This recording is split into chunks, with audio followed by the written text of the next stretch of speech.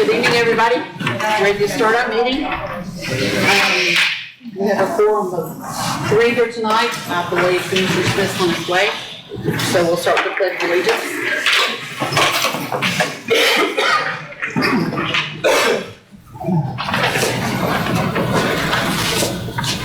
Pledge allegiance to the flag of the United States of America and to the republic for which it stands, one nation, under God, indivisible, with liberty and justice for all. Texas flag. Honor the Texas flag. To be Texas, one state, under God, one and indivisible. I'll give y'all a C-. That's okay. Bow your heads, please. Dear Lord, thank you for letting us gather here tonight safely. Thank you for keeping everyone in your hands, safe, with their health and their families. Please carry on that. We appreciate you, love you. Thank you so much. Amen. Amen. There it is.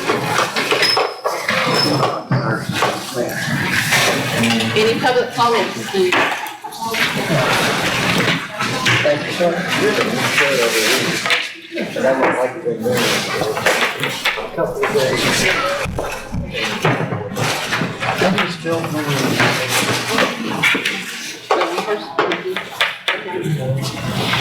Oh, I just want to paper back. Could be. Take a call. Wayne Jenkins, Shep. This past weekend, y'all know, we had one wonderful mess. Myself and my department would like to thank everybody that come out to help. Chief helped a whole lot. So, can't go, even Monty actually.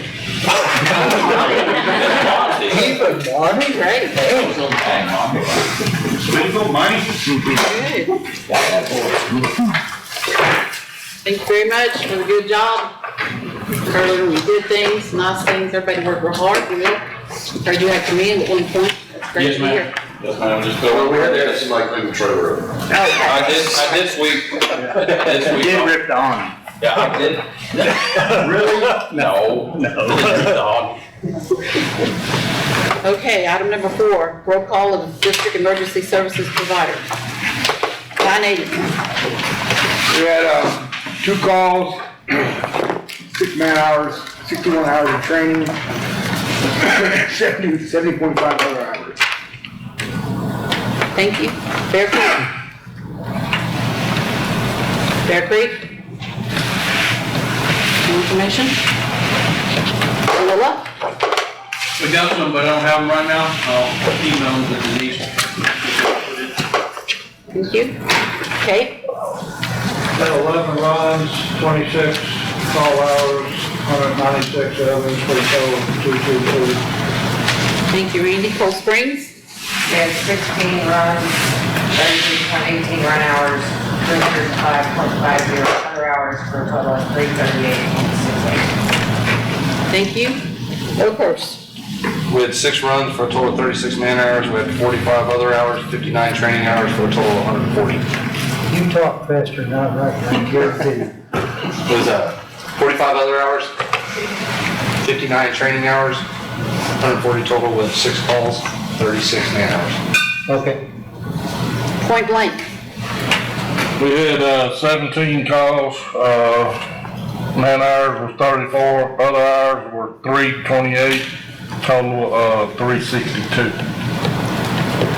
Thank you, Chief. Pumpkin? Yes, ma'am, we got a total of 19 calls. I'm short on all the other information. I'll provide that to Ms. Denise to be able to report. Thank you. Shepherd?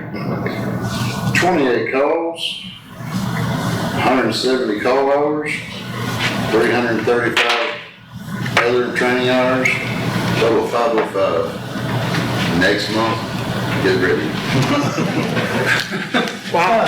You have a few hours this month? First responders? Calls ran 34, call hours 68, other hours 300, for a monthly total of 368. Thank you. Okay, we'll move on to item 5. Review and approve minutes of prior meetings.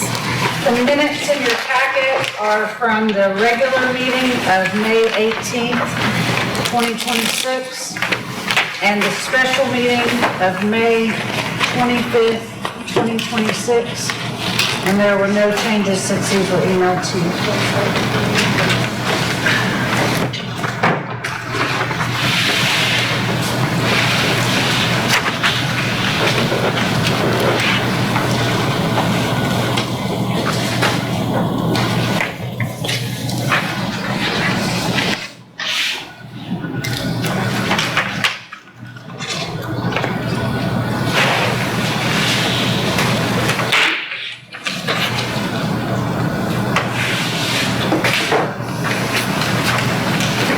If there are no changes, I submit that we should approve as written.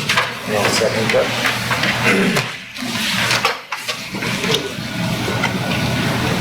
I have a motion, I have a second. Any discussion? All in favor? 4, thank you. Item number 6, receive and approve financial reports. All right, so on the county taxes, on the property taxes, we are at 7 months. We're at 95.7% of collections. The budget summary, the contingency, the unbudgeted revenue have all been updated. The checking account and sales tax account were reconciled. The district budget was updated. The EMS, VFDR, and Title III. We're supposed to be getting Title III money very soon. I talked to the county and they're working on releasing those funds. It's 20,000, give or take. Can we modify this somehow to show this year we got 23 and sticking on federal lumping it all together? We will, but we haven't gotten anything yet, but it'll say receive 2026 and it'll have that money. All right. The VFDs have been updated as of the last meeting. It does not include tonight's bill pay. None of this does. The approved items, the contingency, and the credit card statement. And there have been no changes since these were emailed to you.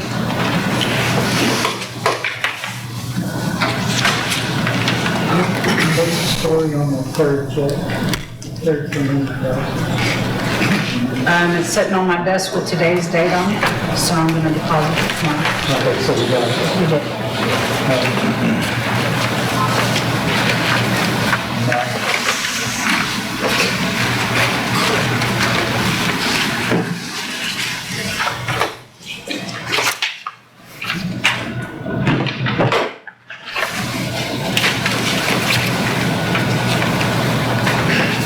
Do I have a motion to approve?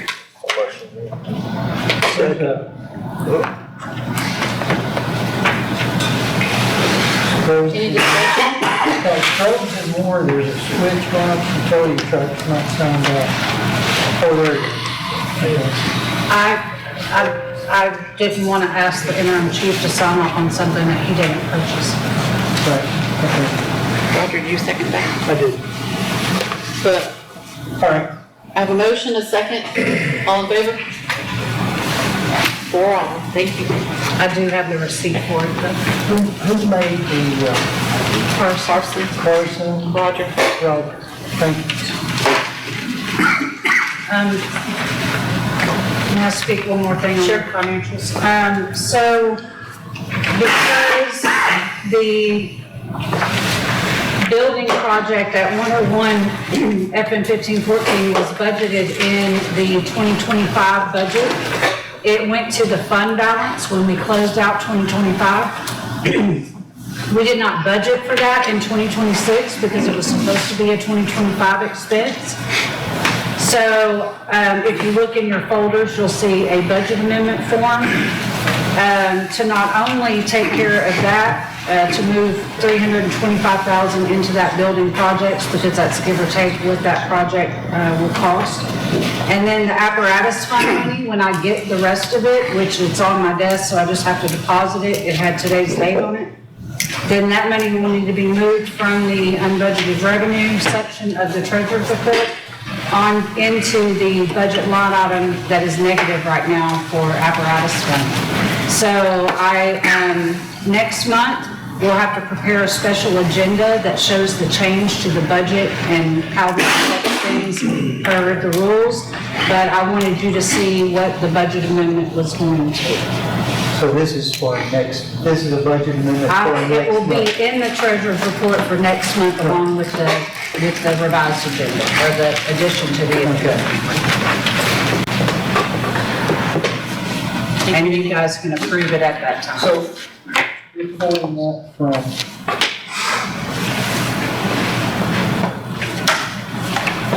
okay, the 303 and the 290. Yeah, I just split it between the two basically.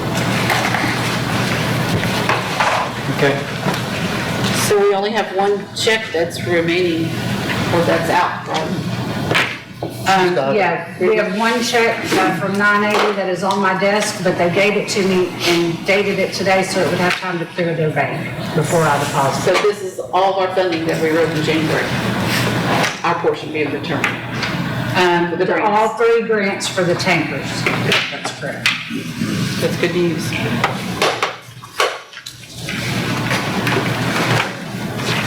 Okay, did we vote yes on the budget? We don't need to vote on it this time because we'll have to have a separate agenda for it to be voted. I just wanted you to know that at the next financial report, those changes will be made and you guys can approve the actual budget. But everybody's approved the summary, the financial, at a first, second, all approved, 4 right? Yeah. Mr. Smith, you were good with that? Yeah. Thank you, sir. Number 8, receive information in a report in the San Jacinto Dispatch. We're on Sunday. Oh, sorry, District EMS. We appreciate you, Monty. That's We you, just Monty. overlook you at times. Okay, so in May, we had, for the accounting, we assigned units 365 calls, they transport 268 for a transport percentage of 73%, 14 flights. Mutual aid into the county was 17, transported 14. That transport percentage was 82%. They had 1 flight. The grand total was 382 calls, 282 transports, 74% transport rate, 15 total flights. The average response time overall for the assigned units was 1446. Percentage of calls that were under 10 was 39%. Percentage of calls between 10 and 20 were 45%. And percentage of calls over 20 was 16%. That's the highest ever. Okay.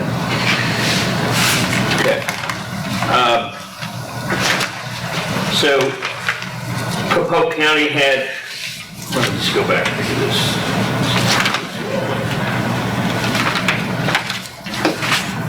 Polk County came in with 16 calls. They transported 13, and they had the 1 flight, and then we had passing through the area. We caught them when we were level 0, so we brought them in to run a call too. So,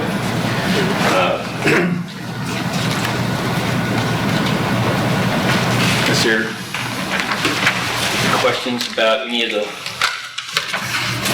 other things? Well, the other thing is mutual aid outside the county. So going outside the county, something we've never really, but it is increased as we have discussed. So going in Polk County, we went in there 25 times, transported 21 patients. And in the city of Cleveland, we went in there 21 times and we transported 20. That was a total of 46 requests, 41 transports, and 1 flight. Is that, okay, so this is the first time we've heard these numbers, but is that high, average, low? Where's that run? Well, it's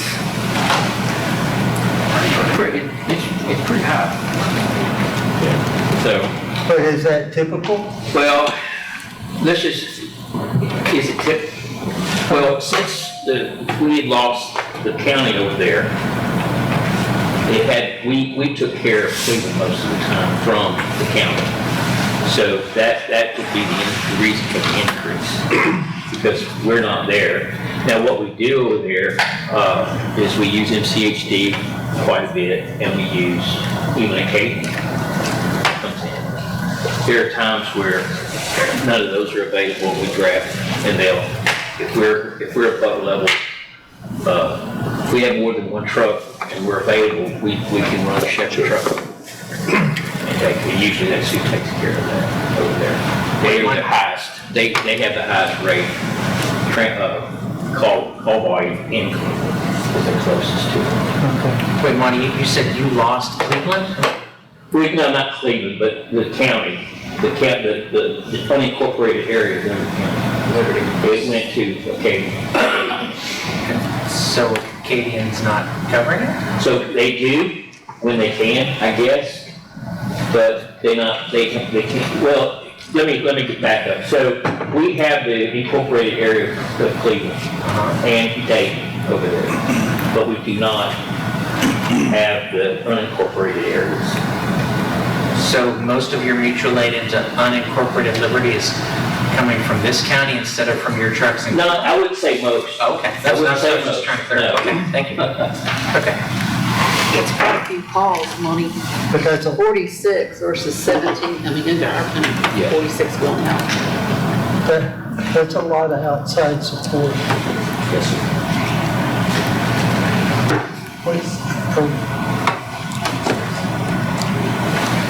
Does that put us in jeopardy of level 1, level 0? So, well, I will say this, it will, I mean, of course, if you use a unit, that's just one less unit we have in the event that two more or another call drops. And does that happen? Yes, it does. So, I mean, even when you have all three, they can go like that. Oh, yeah. So, but the rule is, we don't leave our county without a unit. We never would call our last unit out for a mutual. Do we, I probably know the answer to this, do we track how often we're at level 0? So, no, we don't, but that doesn't mean we can't. And we have quite a few tools, so just getting it to do that would be, we can do that. We can put a hot, we can actually trace to see where most of your call volume is at. We can do a lot of things. Yeah, that would be helpful. Yeah, especially like when we're trying to line up with first responders. Yes. To know where do we anticipate that's going to be and even do some planning around that. Sure. Thank you, Monty. Appreciate that. Thank you, Monty. Move on to Fair work, good work. item 7, receive information report from San Jacinto County Dispatch. Item 8. Hi guys, how are y'all tonight? Hey. I've got some numbers for you. I'm not usually the one that does this, unless it's your name. If y'all don't know me, I'm Ada, I'm the assistant supervisor. I can't hear you, I'm sorry. I'm sorry. Come on up. Come on up here, please. I'm sorry. Hot seat. Come on up. All right. I'm Ada. I'm the assistant supervisor. Emily usually comes. She usually talks. So bear with me. I got some numbers for you. They are going to be a little bit on and off depending on what y'all call calls and mutual aids and stuff like that. So, and if we're ever at any disagreement, all you got to do is call, ask for Ada. We'll figure it out. So for 8310 with Allegiance, I have 151 calls. For 8320, I have 131. And for 8330, I have 138. First responder calls, I have 13. That's going to be skewed based on our system and how we put it in. I'm trying to get it figured out, but I am not a computer programmer. I am working on it though. So total for all of that is going to be 433. For Waterwood, we have 6 total calls. For the Cape, we have 9. 980, we have 2. Bear Creek, we've got 24. Coldspring, we have 12. Pumpkin Evergreen, we have 22. Camilla, we have 9. Shepherd, we have 37. Oakhurst, we have 5. Point Blank, we have 18. ESD was 69 for a total of 183 calls all month. I have 191 911 calls that came in, whether those were fire, EMS, or both. I've got 138 public service calls, and I've got a total communication coming in for every call that came in, 2,760. So. I got a question. Yes. 433 calls, that's for EMS? Yes. I had, when you add the 53, that's 435 that I have. Okay. So we're pretty close, yeah. pretty close. Say that again? In the thing that you asked me for, this piece here, Right, yeah. I do declare all the canceled calls Right. that we don't count. Okay. And when you put those together, it comes up within two calls. Got it, yeah.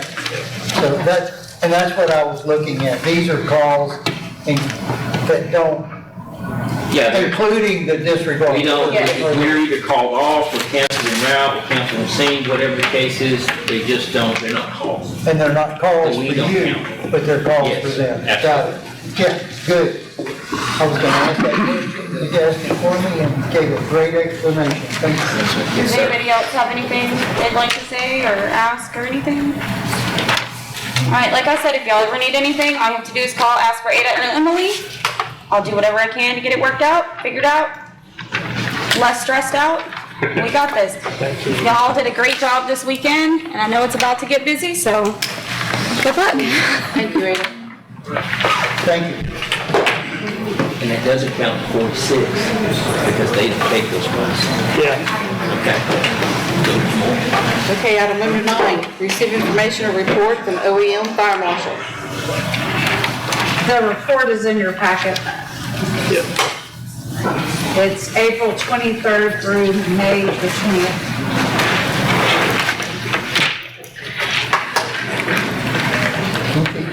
Looks like they were very busy.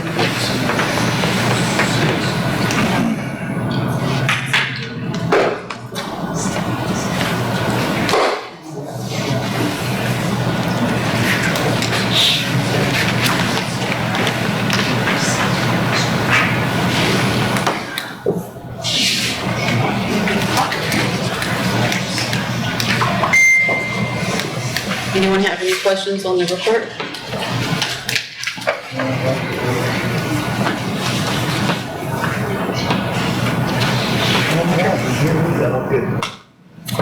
Okay. We'll move along to item 10. Receive information from the St. Jacinto County ESD Fire Chief regarding fire operations matter. All right. Commissioners, members of the departments. For the month of May, the ESD engine responded to over 59 calls. We have about a 10-call difference from dispatch. I'll explain that in a moment. 37 of those were fire calls and 22 were medical calls. On May 27th, I assumed the role, and we immediately went to work on the head of department transition for the ESD. We were able to accomplish that transition by June 4th. Both Denise and I are now associated with our department profile on TCFP's website, and now we can both edit, add, and remove personnel from the TCFP website. In the handoff from Chief Matthews, I determined that we were operating under Bear Creek's nearest reporting number, and with the way it was set up, I couldn't run queries or view incident reports past, present, or ensure that reports were even being submitted. Since immediately we went to work, we had obtained a nearest number for the ESD, and we are now setting up the ESO platform, so we'll soon be able to report incidents appropriately for Engine 1 And with that, we'll be able to accurately report incidents and generate a report on those actual responses.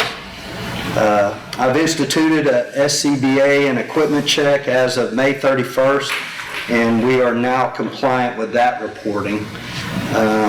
On June 9th, we had a service tech from US Fire Apparatus. They performed some warranty work on the ESD engine. We have some parts on order, but the engine is in service without any present issues. We've interviewed and hired 5 additional personnel for the duty crew, and 4 of them were in the process of obtaining equipment, gear, personal protective equipment, in hopes that we'll have a full crew on the duty crew engine. As most of you are aware, we began an incident with the pipeline on FM 1127. I'd just like to take this opportunity to acknowledge the outstanding support we had from various departments. Just to echo Chief Jenkins' commendation, Shepherd Fire Department, Assistant Chief Jeff Williams, Chief James Crumley, Chief Will Rodriguez, Chief Randy Hall, and Assistant Chief John Farthing, who additionally coordinated with Allegiance to provide us with a first responder crew east of the incident.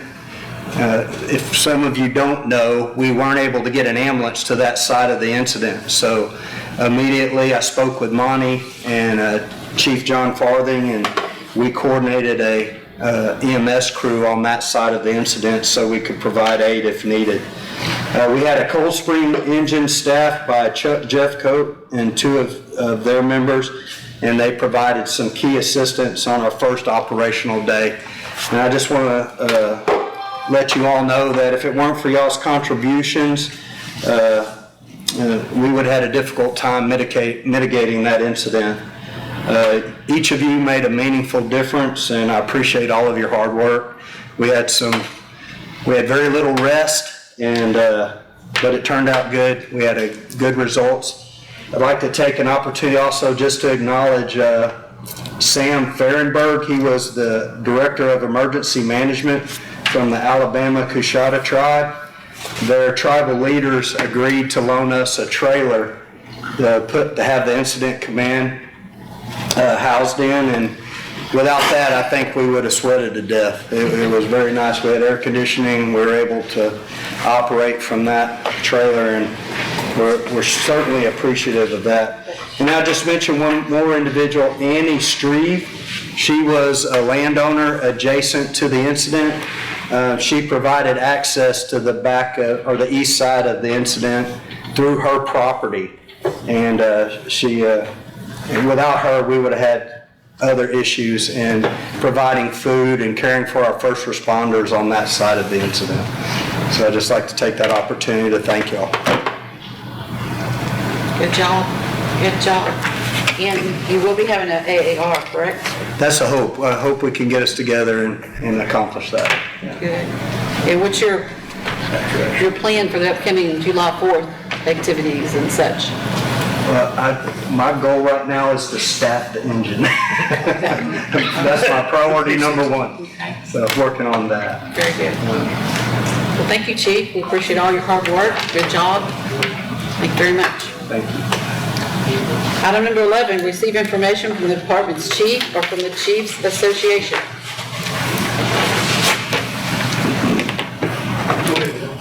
Any department chiefs? We don't have nothing right now. We're going through some stuff, so it'll be next month before we have anything. Okay, how's the map coming? Working on it.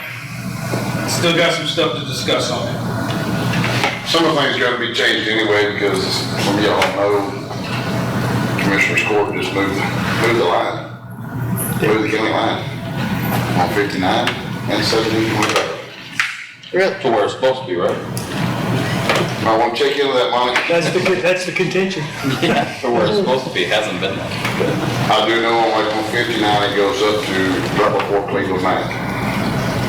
1725 it comes down to, some of y'all may remember Rainbow skating rink, it's gonna be right in that area. There's a trailer park right there. Okay, thank you for sharing with us. Moving along, item 12, receive information, comments, announcement from the ESD Board Commissioners with no action. I got one for you, John. And I asked Tammy this earlier, I just wanted clarification, but I'm gonna use a real incident just to frame it, so I get your guidance. Okay. Okay, not a big deal. My understanding is that the committees are empowered to review and assess, but in most cases require board decision on any action not previously approved. I use a simple example like the building committee. We made a decision, and not that I have a problem with you, but I use that as an example where we made a decision to select a color for the fire department under Dean Construction without having any conversation about it. It was a decision made by the building committee. So I'm looking for clarification, whether we do it now or later, to understand on decisions that need to be made. My understanding in the past has been that committees are empowered specifically to a particular level of action, and in most cases, it's an assessment to bring back to the board to make a more complete decision or validated decision. In general, that's exactly how I would recommend that things should go. Off the top of my head, I'm sorry, I don't remember to what degree the building committee has been delegated authority or not on this project. I mean, it's just, that was too far back. Yeah. But typically, if a committee is only operating to make recommendations, and I would agree with you, that typically the committee, whether it's apparatus committee, building committees, communications committee, they would bring things back to the board that would be then acted on at a meeting under an agenda item. Okay. I mean, that's typically. I just want clarification. Yeah, sure. So let me add to that clarification just a little bit. The building committee, as they have been developed in the past, brought everything to the board to approve, especially when it comes to fundings and the actions. So this action of deciding on the paint was decided between the building committee after the board approved the funding. Just as it has been with the inside of the building and the other items that were done to that building. So I can approve funding, but disagree, but the building committee decides it wants to change the structure, the direction, or anything else in there, that would be in conflict with That something there was we're no gonna do. changing of any direction. Pumpkin Evergreen is a perfect example. We came to the board with everything. The colors were not discussed with the board. Yeah. The local committee, the building committee discovered and put those colors. The framework, et cetera. Just giving you a little past history. I've got my information, it's okay. So, I'm confused now. I thought I understood it, but now you guys worked me into confusion. That's okay, go ahead. All right, so, and I'm just gonna pick an example, paint color. Okay? Whatever you pick, was it to be a board decision, or can the committee do that? The committee in the past has decided on the colors. That's not what you asked. What you asked was, what are they empowered to do?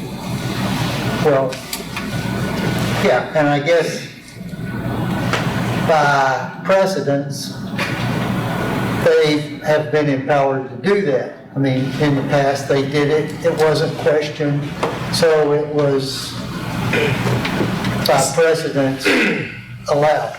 So we sat here and all agreed that we were gonna paint, and you didn't bring up anything about the color. We didn't bring up. And when the contractor calls us and says, hey, I finished washing it, I need to put a color on this. My issue though, of course, I didn't argue about that decision. That decision's made, and I don't have an issue. I'm looking at future decisions. How did we get into a situation where something would happen that was not put out? but, okay, that decision's made, it's done, it's history, it's in the books. But, so, in the future, if we're gonna paint the other building, for instance, does that require a board vote, or is it a committee decision? I would say, what I would take regardless of that direction, for me, I would just be prescriptive about what the authority was being delegated. Okay, I mean. That's all, that solves the problem going forward. Yeah, so the answer is, we just delegate to them the power to do it, and then there's no question. Right. Okay, so I'm gonna bring up another example, communications. I have made a lot of decisions about communications to move this along.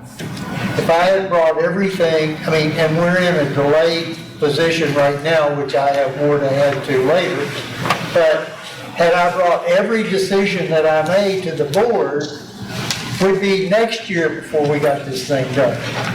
There's stuff that I've said, okay, do it this way, or this is what looks right.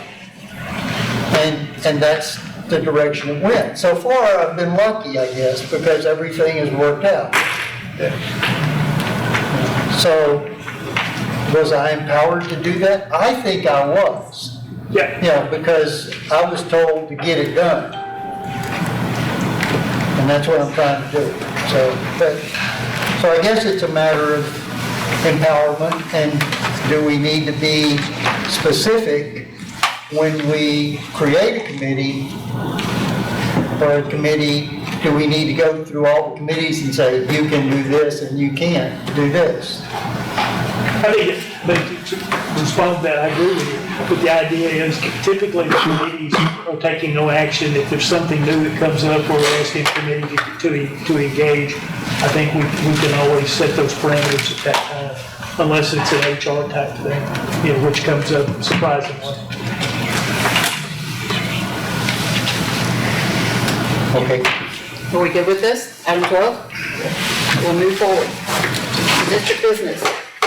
Under 13A, review and act regarding a proposed donation of radio and communication equipment to the district by Sam Houston Electric Co-op and potential distribution of said equipment to organizations involved in non-commercial communications, including emergency communications. Mr. Smith, is this yours? Okay.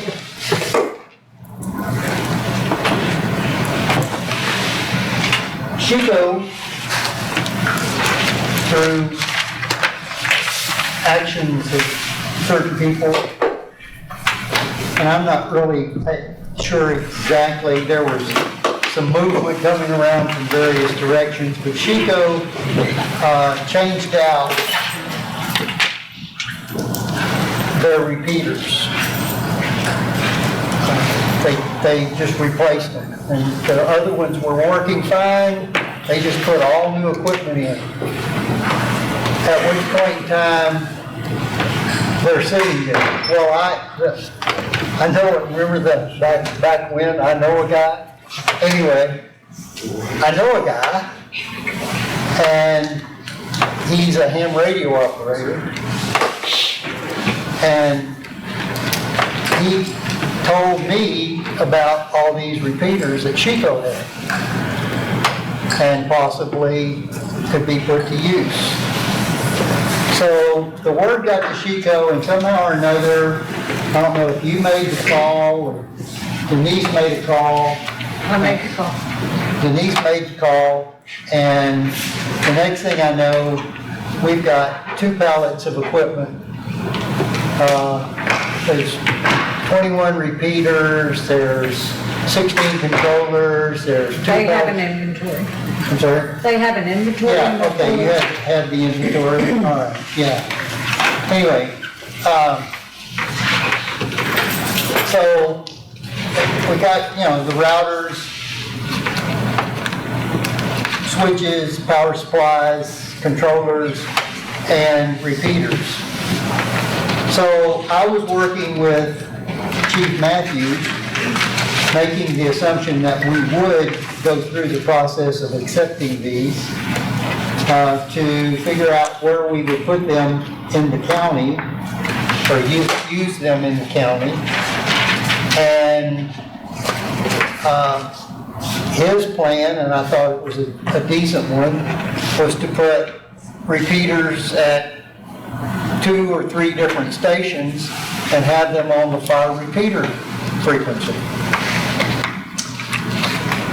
Which is good, except the repeaters by themselves don't really work well. You have to have some ancillary equipment, which is pretty expensive. Okay? And they're called duplexers, and it's tune cavities that make the transmit and receive possible, and you use 2 different antennas, and I mean, it's just, there's more to it than just the box. We got the box, okay? So the chief, I wish he was here tonight, he could explain it probably better than I, but said that he checked in one place and they didn't want to have any part of it. And I think in 2 places, and they said, no, that's not the right thing to do. They didn't want to play that game. And so it was left to kind of up in the air of which ones would use it, if any. So now we've got 21 repeaters, and we were going to put 3 to use, 1 possibly in the EOC trailer. But again, it requires more than just the box. And so, with that being said, we've got these repeaters to be put to use, but no one has been able to step up and say, this is what we want to do exactly with them. In the meantime, this friend of mine, who is also a ham radio operator, said there are a lot of organizations, and I may be getting ahead of myself here, it's kind of in here too, but anyway, there's organizations, ham radio organizations, who participate in standby and backup emergency communications.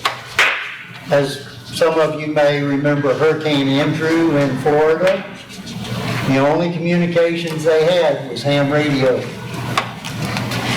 And, you know, ham radio has a saying, when all else fails, there's ham radio. So, but anyway, and so these organizations have been coming to me, thanks to my friend telling them where to go, you know, and they've been asking for equipment. And so, right now, I could easily place all 21 in the hands of these organizations, and they would be placed throughout the state to form a network of backup communications. And one of the primary organizations is a division of TDM. It's called RACES, which is Radio Amateur Civil Emergency Service. And it's, like I said, it's an arm of TDM. So anyway, that's the goal. If we accept them, then we can get them in the hands of people who can really put them to use for emergency services. And that was the stipulations that SHECO put, was they should be used for emergency communications, and they cannot be sold. Because you could pop, $2,600 to $3,000 per copy on eBay. You could do it tomorrow. So that was the stipulations from SHECO. So I've been working with Mr. Peeler, and we've kind of come up with an idea that if the board approves this resolution, which says we accept the donation from SHECO, and that we will distribute the equipment for the purposes of emergency communications. I'll wait, money. Anyway, so then, we can put them on a long-term lease, so we maintain ownership, but they have complete use of them. And that way, they can't be sold because they're ours. Those people can't sell them. We're not going to sell them until they reach a point where they're salvage. And they will reach that point. So anyway, so that's the purpose of this resolution. And that is to accept it, and we can, item 3 down at the bottom says, the district may distribute any of the donated communications equipment that it cannot use directly to other entities or persons who will use the equipment primarily for non-commercial purposes, which amateur radio is purely non-commercial, which are related to emergency communications such as those entities and persons who are part of the Radio Amateur Civil Emergency Service and similar programs, service program and other programs. So That's after number 2, where you would first see if any of them could be used by the district. Exactly, right, yeah, and that's the surplus. We use it in the district first, and what's left over, we can distribute. And we can distribute with the knowledge to the people who we distribute it to, that, and the lease should be written up such that we can give them notice that we want it back because we need to use it in the district. If for some reason we need to do that. And the lease itself would have language that indemnifies us against liability for... Sure, Mr. Peeler takes care of all that stuff.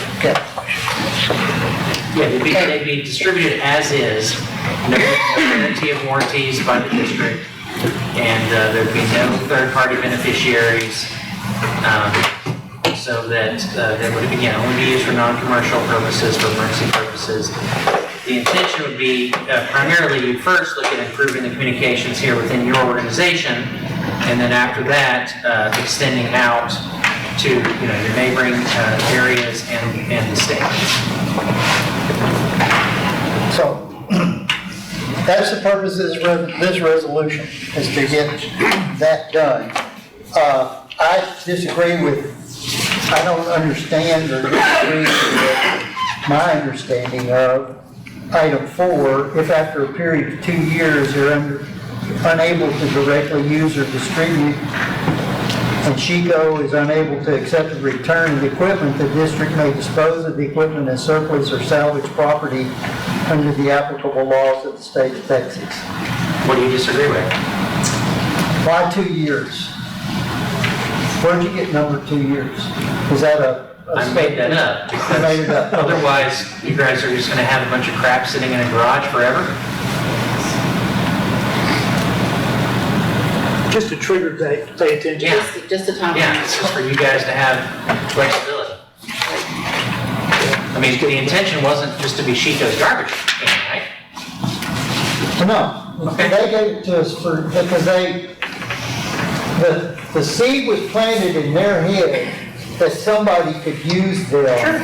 And so they came to us, or we went to them. My intention there was simply to give the district the flexibility that if things don't turn out the way you're expecting, Mr. Smith, then this stuff can immediately be distributed, that you're not just sitting on a pile of crap forever. I've got people That's saying, great. It's if just, I show up Michael, with it's just requests, can I take it with me? It's just It shouldn't take 2 Michael, years. it's just the flexibility in Okay. case it doesn't work out. Okay. Otherwise, you could potentially be sitting on a pile of crap forever. Okay. Okay, I guess that's good. So Mike, you do intend to use 4 of these, is that correct? 4 repeaters? No, I don't know how many we're gonna use, and that's the next piece of it. Right, the first part would be the district accepting it, and then you would designate a committee, which we assume would, Mr. Smith would be on, to review the needs potentially within the district first, top priority for your district, and then secondary, after you've identified all the uses potentially in the district, you would then open it to other entities who are, again, not-for-profit, non-commercial, and are involved in emergency communications. He would come back to you on a, monthly or however long it takes to distribute them all, saying, I've got these group of people who are willing to accept our lease agreement, I ask the board to approve. He's not asking you to delegate it to him by himself. He would just do the legwork of getting the entities lined up and then come back to you in July, August, September. And I would like to have the authority to go ahead and once they're determined that that's what they're gonna be used for, is to let them do it, and then I report back to the board who I distributed it to. Okay, well, that was not how I understood it, and that actually that's kind of the larger question Commissioner Samoff was bringing up about delegated authority. Right, and that was what I was. So, Commissioners, you could, if you, the first step is you have to accept them first. Right. So if you don't do that, then there's no point again in step 2. But if you do, step 2. Then we have to work that out. You want to delegate it to Commissioner Smith, which I have no opposition to, or if you want to have him bring it to the board, to have the board approve them, however you want to do it. I don't try to be the referee on how much you want to delegate to individual commissioners or committees. We're just putting it out there for however you want to handle it. So this is the resolution we have in front of us, not more or less a motion. Right, well, I move we vote on the resolution. I mean, that we accept the resolution, how do you phrase that? Approve the resolution. Approve the resolution, yeah. So this is a motion you're making, Mike, is that correct? Yes, to approve this resolution. I'll second that motion. Carson already did. Carson, you beat me to the draw. Okay, any discussion? All in favor? Thank you. So I wrote down resolution, accept the resolution or approve the resolution to accept the donation from SHECO and distribute items that are unable to be used by the ESD for emergency operations elsewhere. I know I'm not putting all that in motion, Okay, so I have to have a sentence. yes, And y'all didn't tell me. that'll work. So then, step 2 is, Did y'all vote on that one? Yes, Okay, sorry. so step 2 is determine how, if you want to delegate it to Mr. Smith, or if you want it to come back to the board. That's a policy question. That's a you guys, not me.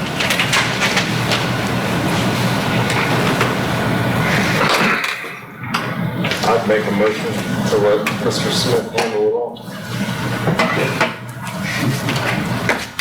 So we're delegating the power that is with this project to commissioners. Completely. To distribute the equipment as necessary. Inventory, the control, Yep, and I can do that. and the deadline, 2 years. 2 years? If any that's still sitting in the garage for Yeah, 2 if years. You already voted on it. Yeah. No, I'm good with that, but that makes a couple of assumptions. You're not going anywhere. I'm reading your mind. You're not going anywhere. So Smith would be authorized to distribute the equipment and negotiate the leases with the attorney and the recipient. Yes. And Mr. Peter's gonna write up the lease, and we're gonna. Did anybody second that? I don't think No, did I make the motion? to- No, he made the motion. You can second. I can second. Sure then. Who made the motion? I did. You made the motion? Second? Any discussion? All in favor? All right. So, all right. Now, Congratulations, Commissioner. well, no, now I got one other question. I got one other question. Sorry, 2 out of 3. Okay, no, and that pertains to the lease, let me sign this real quick.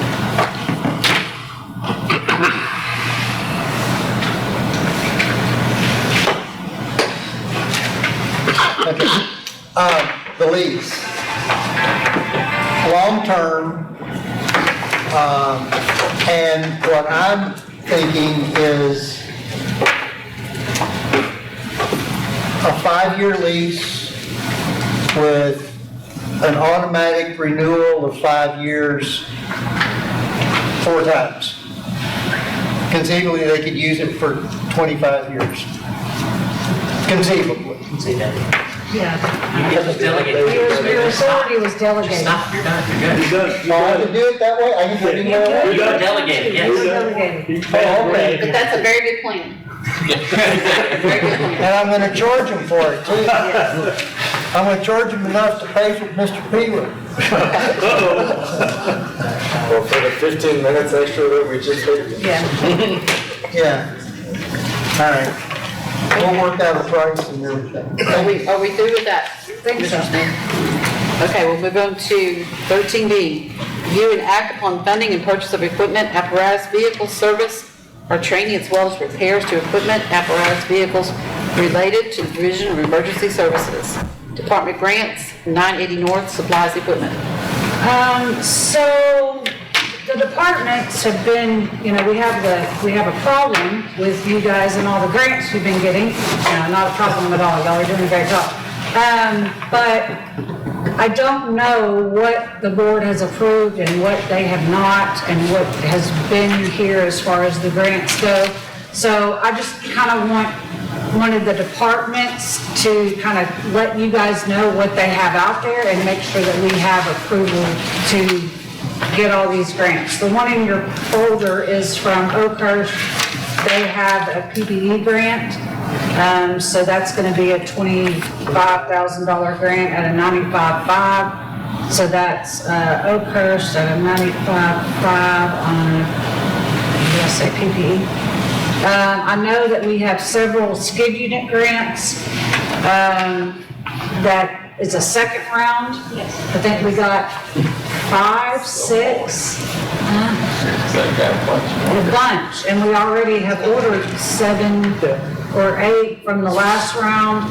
I know that other people got PPE, equipment grants, training aid grants. So I don't have them all in front of me to know what to do. So what I was hoping is that the board would give a direction and say the grants that we're getting from the Forest Service, that we have a standing order that it's okay for them to accept them and that the ESD is going to fund them and get reimbursed for that. For the 2026. Michael, do you have a list? But I'll get them. There was quite a few, so. Before we just say yes, we're going to approve, let's say yes to all the grants. Can we get our arms around how much we're talking about? I just, I'm sure that we can fund it. Who received the PPE grants, the 25,000? 1, 2, 3, that's 75,000 right there. Well, we got 2. So that's 100. Yeah, I thought there was like 8 of them or something. You got several stations, you got There's a bunch of them. right too. I'm gonna look up right now, see if I can find trying to send documents over to you. Yeah, so, I mean, at one point in time, there was, Well, some of those y'all have already approved. I just don't know what you haven't approved and what you haven't. right, and so that's kind of where I am. I know we've talked about the 200,000 for the 8 25s. There were 8 $25,000 grants. No, there were, the 45,000 was the skid unit. Skid units, all right. I know Yeah, we those did are that. reimbursed 100%. We've already Right. approved that, but they got a second round of skid units. Really? What is that? So, I don't recall approving those. I know, Yes. that's what Yeah. I'm speaking. So that's second round, how many got them? Got the skid The unit? second round of skid units. 1, 2, 3, 4. I know at least, I think 5 for sure. 4. Got a see second 4. round. Okay. So now we're talking 180,000.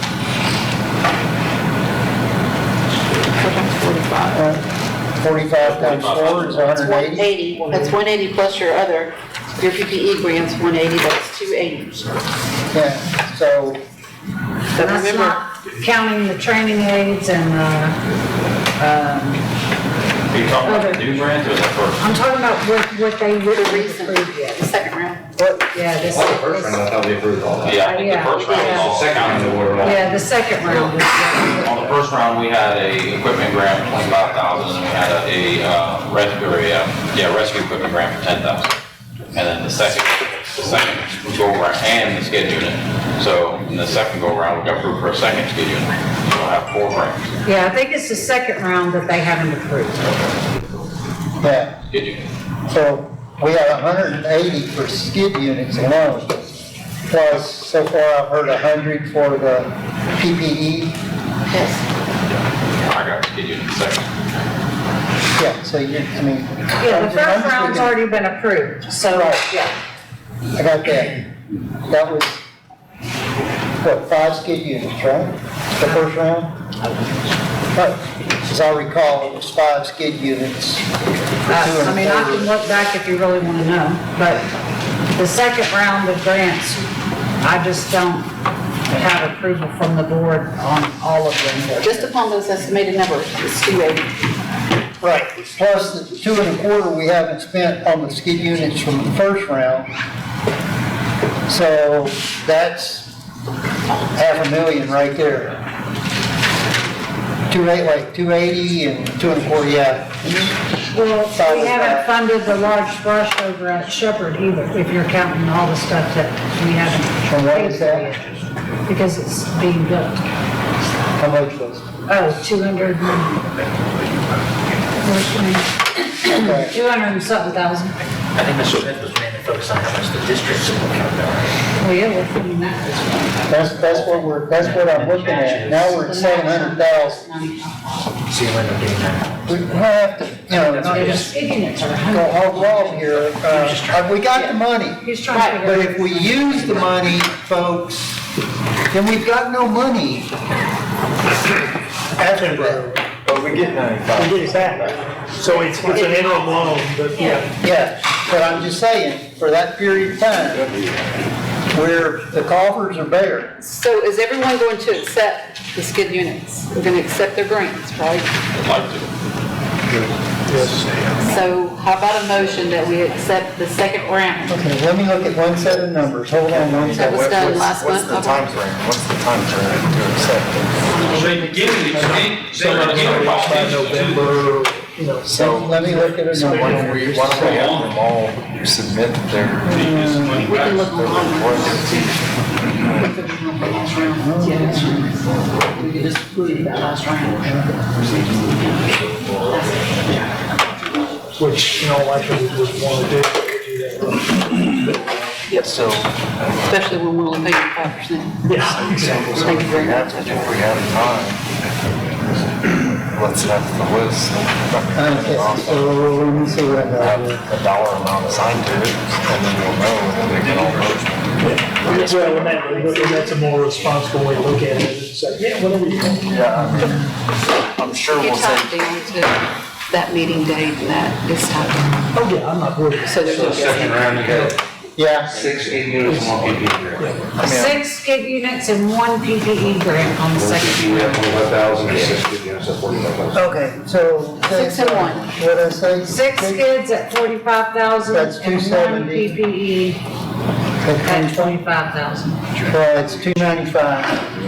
and we're already waiting on one to Only one. Gotten all the other When minutes. that check comes along, we deposit it. Yeah, it's on my desk. I had to wait. But till she it's- decides to go party, we're like, Yeah, right, it's not. That wasn't it. Yeah, it was for the tankers. Yeah. Yeah, that was where we paid. They said we were waiting on.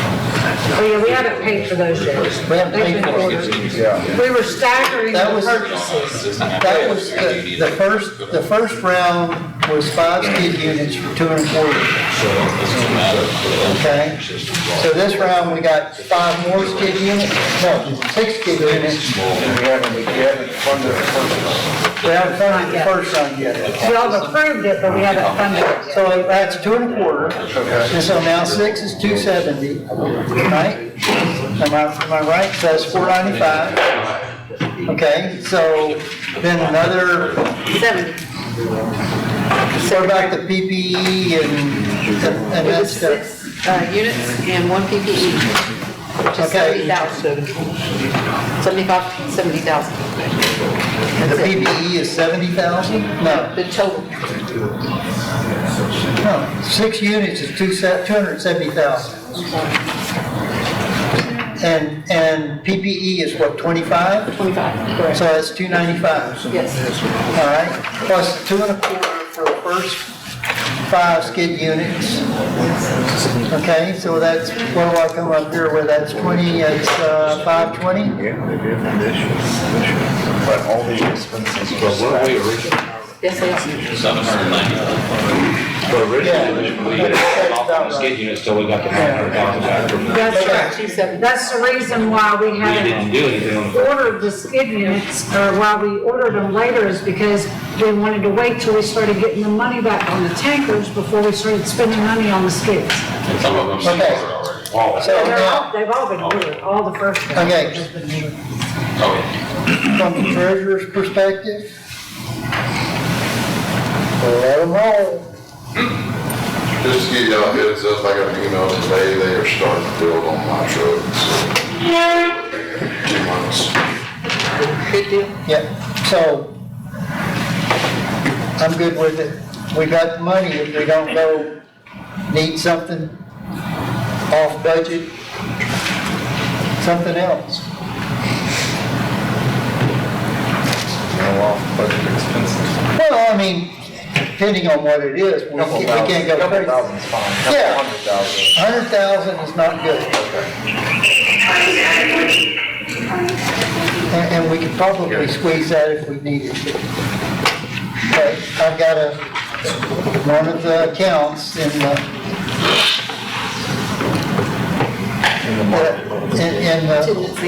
stuff that's out there is for this purpose, to cover that right now, and I got $1.7 million in it, no, $1.1 million in it, So a motion to cover 6 skid units at 45,000 each. Right. And 1 PPE grant at 25,000 each. Right, approved the accepted grants from the second round. From TFS. Yeah. And that cost is 304. So moved. Have a second? So that's all it is, we're doing for the second round, 6 and 1? That's what I was just told. That's what the list says. I just looked at the list. Okay, so it's 270 and 25 is 295. Right? That's correct. 295. And it'll be more than that, because we have to spend 27 Right, to right. get 25. Yeah. And we have to spend over to get it back, So so, we got to spend the 5% over that. yeah, so So it'll Go to 105. 300,000 even. So, well, no, yeah, it's it'll be more than that. 295 times 1.05, it's 309. 309,750. So can you save up to 310? Well, why don't we go 3 1/4, just in case something goes crazy. So 325,000. Up to, Yeah, I have a motion by, Sam, did I get a second? Semoff was the second. Who was the first? Me. yeah, 3 1/4. Is that okay with you, Tim? To go 3 1/4? Okay. Any more discussion? All in favor? 4-0, Denise. Okay, so the next thing I have, I'm gonna have technically 3 things. The next 3 things are, about 980. So the first thing is that 980 asked me several months ago, probably, I don't know, maybe even 5-6 months ago. January. Yeah, to talk to you, to put this in your folders, that they needed an extractor, for their station, and I said, is there any way that you can hold off on this because of everything we have going on with the grants? Let's get some of that settled.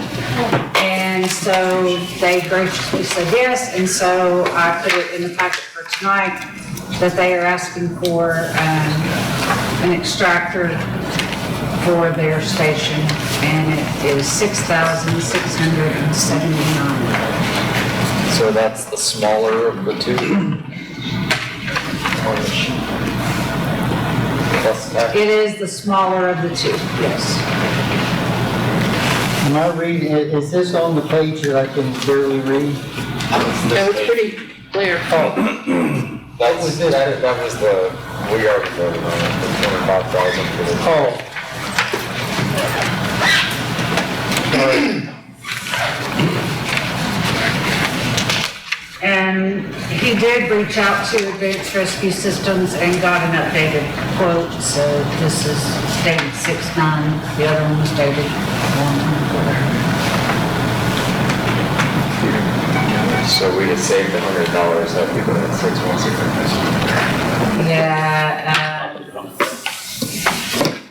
Yeah, I just noticed that that was different. Okay. And before, I know that when you guys were getting the health and safety grants, I know that 980 was one of the ones that said y'all didn't really have anywhere to put it, but y'all found a place to put it. Yeah, we got a perfect place. Okay, good. We applied for the safety, the health and wellness safety grant, and we were denied, because we got it the year before, and we got something else, so this year we tried again, and they didn't get it to us, so great deal. You say they did give it to you this time?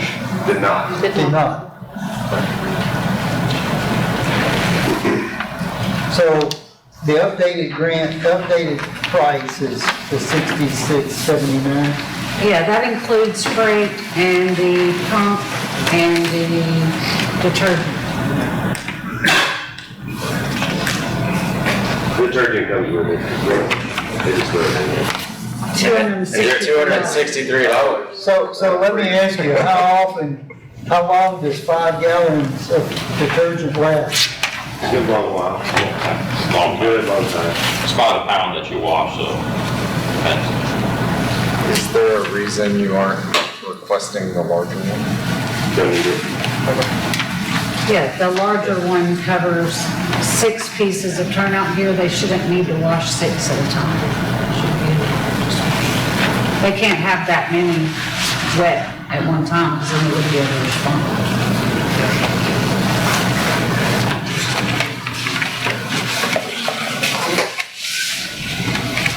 I move we approve. I'll second that, sir. Any more discussion? All in favor? 4-0. Thank y'all. Who seconded? Carson. Sorry. Okay, the second thing that I have is, if anybody's been to the ESD building recently, you'll notice that we had a swiftwater boat there that used to be housed at Bear Creek. When Bear Creek decided to accept a donation of a high water evac vehicle, that is the direction that they went in the event of high water, swiftwater. They shifted their training and their manpower to that vehicle. And so the swiftwater boat ended up at our facility with a broken handle and a couple other things that needed some attention. Jason with 980 had been talking to Randy, and they had been talking about the need for a boat over on at the 980 station, because they're kind of on their own over there, and it's hard for other departments to get to that area. And so Randy came by and said, you know, what do I need to do to help them,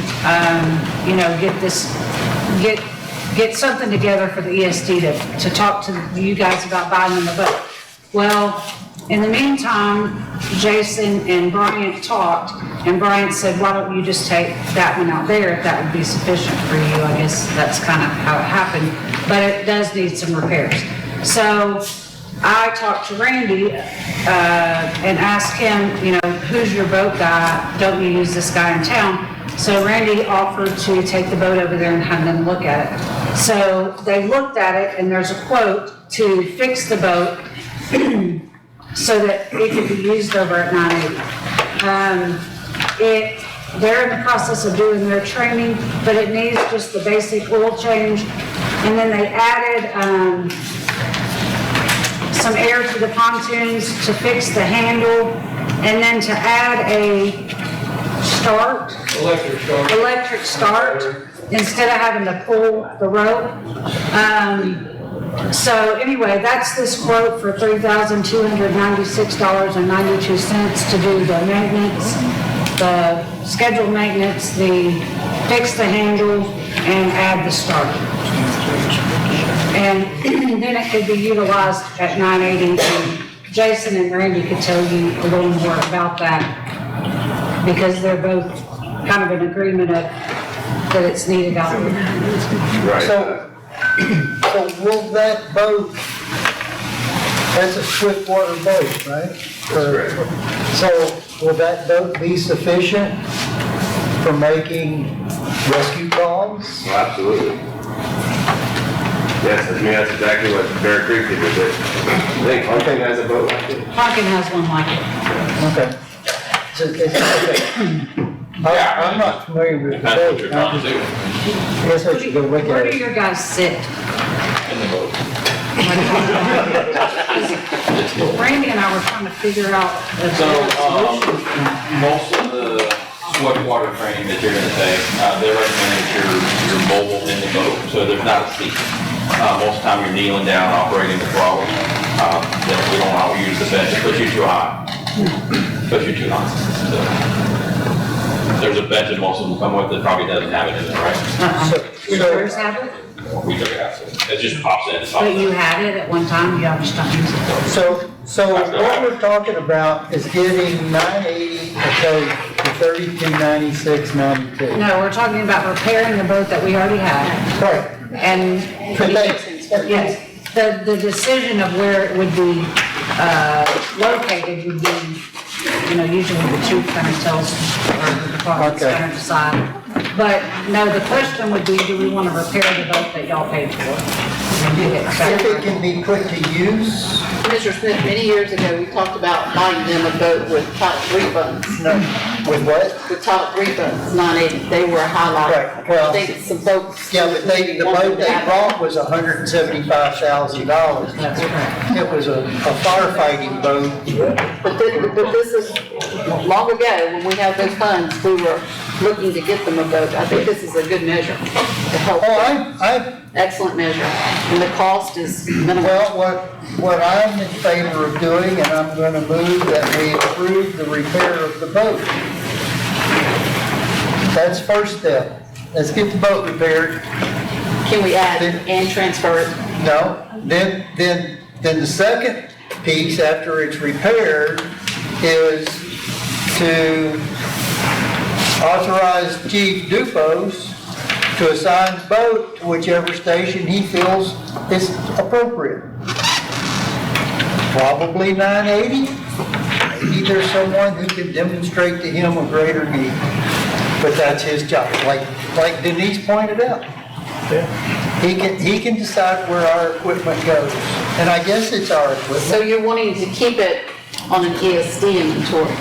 Well, that's what I was just asking. Is it ESD inventory? Well, being that it's Bear Creek inventory at this point, I believe we should hand it over to another fire department.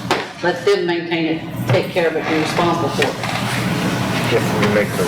Yeah, it was on their roster. If we make, we do. But Cameron is the title. But who has the title to it?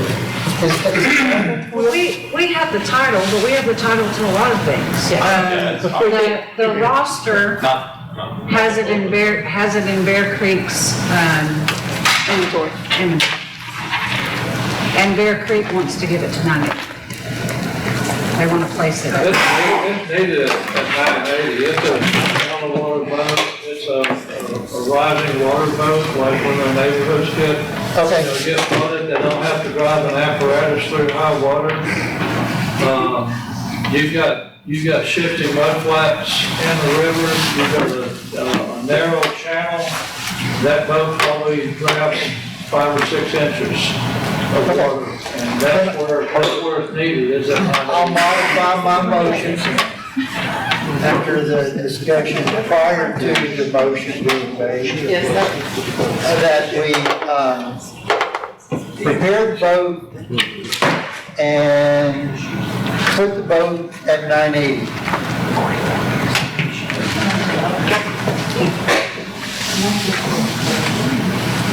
That's my motion. Do I have a second? I'll second. All in favor? Thank you. All right, I have one more thing. 980 North is going through their water training. He can tell you more about that. But they need some helmets and life jackets. And these are the ones that they picked. And your quote, for some reason, because my printer likes to cut off the right-hand side, but the total is $2,756.92. Well, everything's 92 cents. And that's for 7 helmets and 7 life jackets. I guess it's a good thing, that just kind of goes.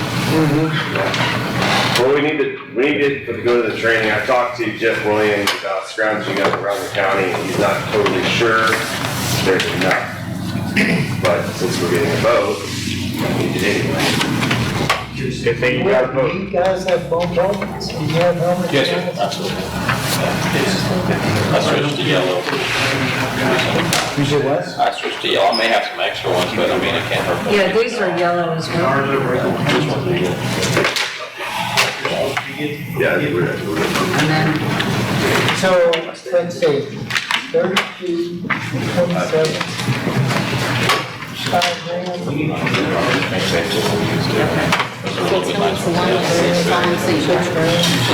$6 grand for a boat. Can't do it. Better than 170. Put motors on. It's still a 30 board. Same thing we have with the Mercury. Yeah, same thing. I make a motion, we approve this. Yeah, Discussion? I think ours is 14, 12. All in favor? Okay. Okay. I'm out, yeah. 4-0. Denise, I made the motion. I got it. Second. I got it. I think that that's all I have under that item. Did I miss anything?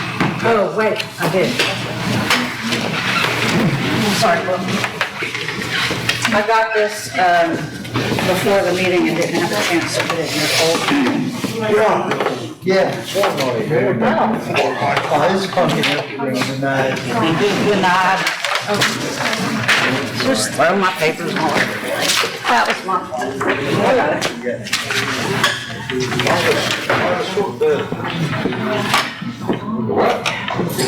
It's not the 8%? It does not have one, it says it's short bid already. The truck. Wait a minute. Oh, this is the other one. So I don't know anything about this one, so, Pumpkin will have to talk to you about it. Okay, cool. Okay, so you've got the 6.75, and you're going to put something else on it? So currently that's brush 132. So brush 132 is primarily used for EMS responsive. We outfitted it with a skid unit, about 200 gallon skid unit. When we bought that truck, we knew we needed it for a EMS response vehicle. So what I'd like to do is take that skid unit off the back and put a slide up with a camper shell in the back, which is that quote. It's going to require a little bit more lighting to be visible from the back, and then just a slide up. Nothing fancy, just enough to be able to affect some change. Practically like the utility trucks that were outfitted recently, and purchased by the county now, and now, that's it. So I think it's gonna help us, you know, we wanna put basically the first 5 minutes of every call that we can get in the back of that truck. Scene stabilization, it'll be a command truck, it'll be, you know, an EMS vehicle, it'll be, you know, used for forcible entry, basically anything that we can get into the back of the outfit. So the whole bed slides out. Yeah, like I said, very similar to the it's a little bit more expensive because this is Yeah, I a was gonna one-ton say, I truck. don't think we paid near that much. No, but this is a one-ton truck, so it can handle, Oh, I see. so that's the reason they're a little more expensive. And on a side note, so Pumpkin did not receive in any of the rounds any trucks for medical first response. And they do make a lot of medical calls. They didn't get around the first round when FRO got some, and they didn't get any the second round when we got the And we truck. don't need another truck. I mean, it's just more to maintain, more to keep fuel in. I would like to utilize this truck better than we are right now. Right now, all the equipment's sitting in the back seat as best it can. It houses a drone, you know, thermal, it has everything, but we just can't put it in the back. We need to take that skid unit out so that we have a better place to organize that. Okay, so the next question is, how did you get the skid unit? Was it grant? It was grant, comes up next year. And it's up next year, so what do you do with it in the meantime? I keep it until next year. It does not have to be on the truck, I just have to keep it. Chief, It have you already seen had this? to be in service. I spoke with Chief Rodriguez about it on Sunday morning. And I just saw the quote, but we talked briefly about it. Can you speak up a little bit, Chief? I'm sorry, I spoke with Chief about it Sunday morning at the incident. And, I mean, he identified the need. I think he knows what his needs are, and, I mean, I trust his judgment in this regard. It's just a matter for the board and whether we have the funds on hand to fund it. I've had the quote for quite a while, I'm talking to Wildfire for a while, just waiting to be able to talk. I had discussed this with Brian prior to this, but we hadn't had it, and everything kind of happened, so kind of put everything on pause. I had an opportunity to talk to Chief Bose here about it, so we spoke and then decided to present it to you guys at this time. So that's essentially. Yeah, something just like that. So they come in about 11 different million variations. What we spec'd out is pretty simple. It's just gonna have, you know, a place for a radio, small command board, place for gear, small rack for being able to mount equipment to it, to house the med bags, possibly a cooler, those type of things. I mean, just like the utility trucks that we're using right now.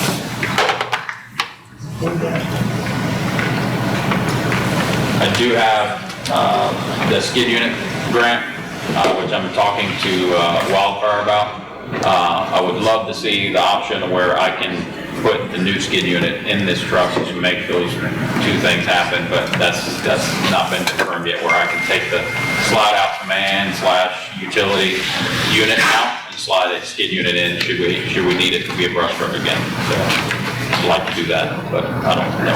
That's like a time frame on a change like that. Oh, they can do it. I mean, it's basically you slide it out, it sits on some stall horses, you pull forward, you slide a new one in. I know that Skeeter does it, but I think they're gonna be pretty pricey, so. This is pretty pricey, aluminum, and looks like a heck of a lot of lights, what I'm seeing. These lights are on all sides, front and back. Yes, ma'am. Yeah, I didn't notice the camera on here. And Carson did bring up a good point. I can add that too. That's the original truck manufacturer, so I went back to them and saved the bill the first time. It's the pencil. Certainly add that on. I did not include the camera on it. Be a good idea. The pencil drawer does look a little. Yeah, and that's something. That's how it comes. Man. Yeah. We wouldn't do. I mean, That's how it goes. that's pretty. On the drawing, it says pencil drawer. I didn't spec that out. That is a standard thing. I didn't ask for a pencil drawer. Sounds pretty extravagant. They're all made of aluminum, by the way, to cut weight. So it's not that I didn't spec out a specific. Basically, I talked to Wildfire and said, hey, this is what I'd like to put in the back of it. He come up with that, and it comes from Extendo bed. So they basically take the Extendo bed, do some aluminum modification, put it in the bed, and bolt it to the frame. Fold down table will be dry erase in the steel frame. Yes, ma'am. Well, it sounds like the command vehicle is what it sounds like to me. Total command. It will be used for some command vehicles. Doesn't sound like EMS. Sounds more command. Candy? Yes, sir. It looks like, yes, they could use it as a command vehicle, but they could also, when it's not being used as a command vehicle, be used as whatever. And now I know the purpose of the pencil tray. You keep your dry erase markers in it. And your crayons. This truck is dealt out better than yours. I'm sorry? This truck is dealt out better than yours. Yes, it will be. That's why I pointed out. So, you know, these chiefs, they donate a large part of their time to do the research and stuff. I do know there are other manufacturers out there, but I'm accustomed of a different process in obtaining equipment of this nature. But I think there's vendors out there, and you can make them work a little harder to get your business, and maybe have a process implemented that we could get some competitive bids and maybe, get some pricing that are better. I know that's possible. It's a little bit of work to do that. And to ask them to do that, I don't know if that's fair. This is my first ESD board meeting officially, and how these gentlemen do it and set aside time to do that, I respect that. So I'm willing to help them in that regard. I don't want to stall you on this project, but that's what I would recommend. Let's put some of these manufacturers on the quote. Let's see if we can get some better pricing and maybe more custom and get exactly what you need. I don't. Yeah, and what we have here is going to suffice, and that does have some command capabilities in that truck, but basically it depends what you put in it, what you're going to use it for. So if you never put a dry erase board, it can't be used for command. If you put EMS bags in the back of it, it's going to be used for EMS. I also plan on putting a small combi tool back there. It'll have the T1 tool that we just got from Monster for forcible entry. It'll have a place for wobbling gear. It'll have a place for structure gear. It'll have a set of irons. It'll have that kind of equipment. So again, it'll be set up, mitigate the first 5 to 10 minutes. It'll have cones in the back of it to do some small traffic direction. It'll have plenty of lighting to be visible from all 360 degrees, and everything to be kept out of the weather via the camera system. So are you willing to go and find 2 other bidders for the same design? It's going to be hard to tick for tack, but I can tell them exactly the same thing I told Wildfire and say, hey, this is what I'd like to do, and go from there. I did talk to Sid and Martin, but again, out of all the truck manufacturers that we've used in the past for Wildfire trucks and brush trucks, Wildfire truck is probably one of the most affordable ones. Matter of fact, they're building the skid units. They are building. They're building all the skid units that we ordered for the county, including one of the skid units that's being used for ESD1 that was granted to Pumpkin Evergreen. So the $45,000 they went to, that we got as a grant is going to ESD1 via one of the skid units that Wildfire is building. So we have 2 of their trucks already. Have had no issues, if not minimal issues, with any of their equipment they put together. So I trust their manufacturer. Hence is why I went back to them. I use sit-ins a lot, and typically they are pricey. Typically they were always my highest quote. They are. And remember that truck, Michael? Yes, sir. And the price that you, $141,500. Yes,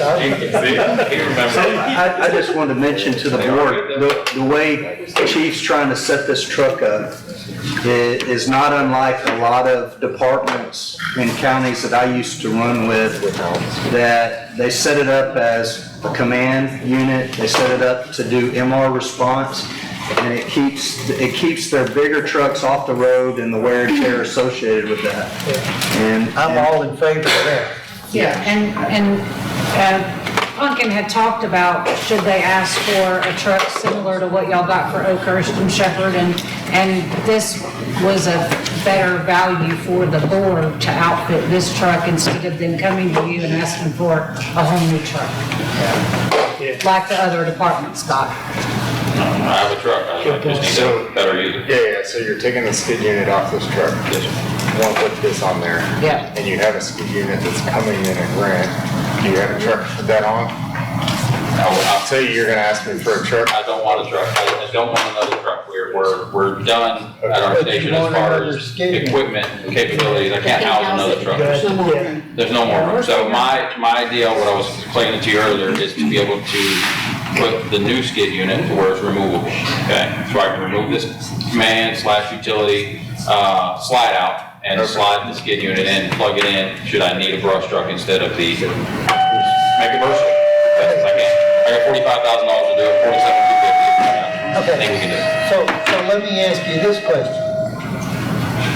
You got a truck, it's got a skid unit in it now. Yes, sir. You're gonna take that skid unit out and put it on some sawhorses or something. So we need to listen to the call. The open truck or No, that's all right. I mean, somebody might need to go.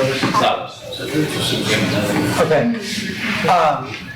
So you've got a skid unit. You want to put this unit in the back of the truck. Now you want to get a grant for another skid unit. Okay, let's say this is a skid unit. I haven't approved the grant. So now you get a grant for another skid unit that's going to sit there. So now you got two skid units sitting there and one truck and this pull out, slide out. Once the Forestry Service grant expires at the 10-year mark, we'll either donate that to Helping Hands, or we'll give it to another department that needs it, the old skid unit, like we did with the last one. So Okay, we'll make sure it goes to a good home. But for that year overlap, By the time,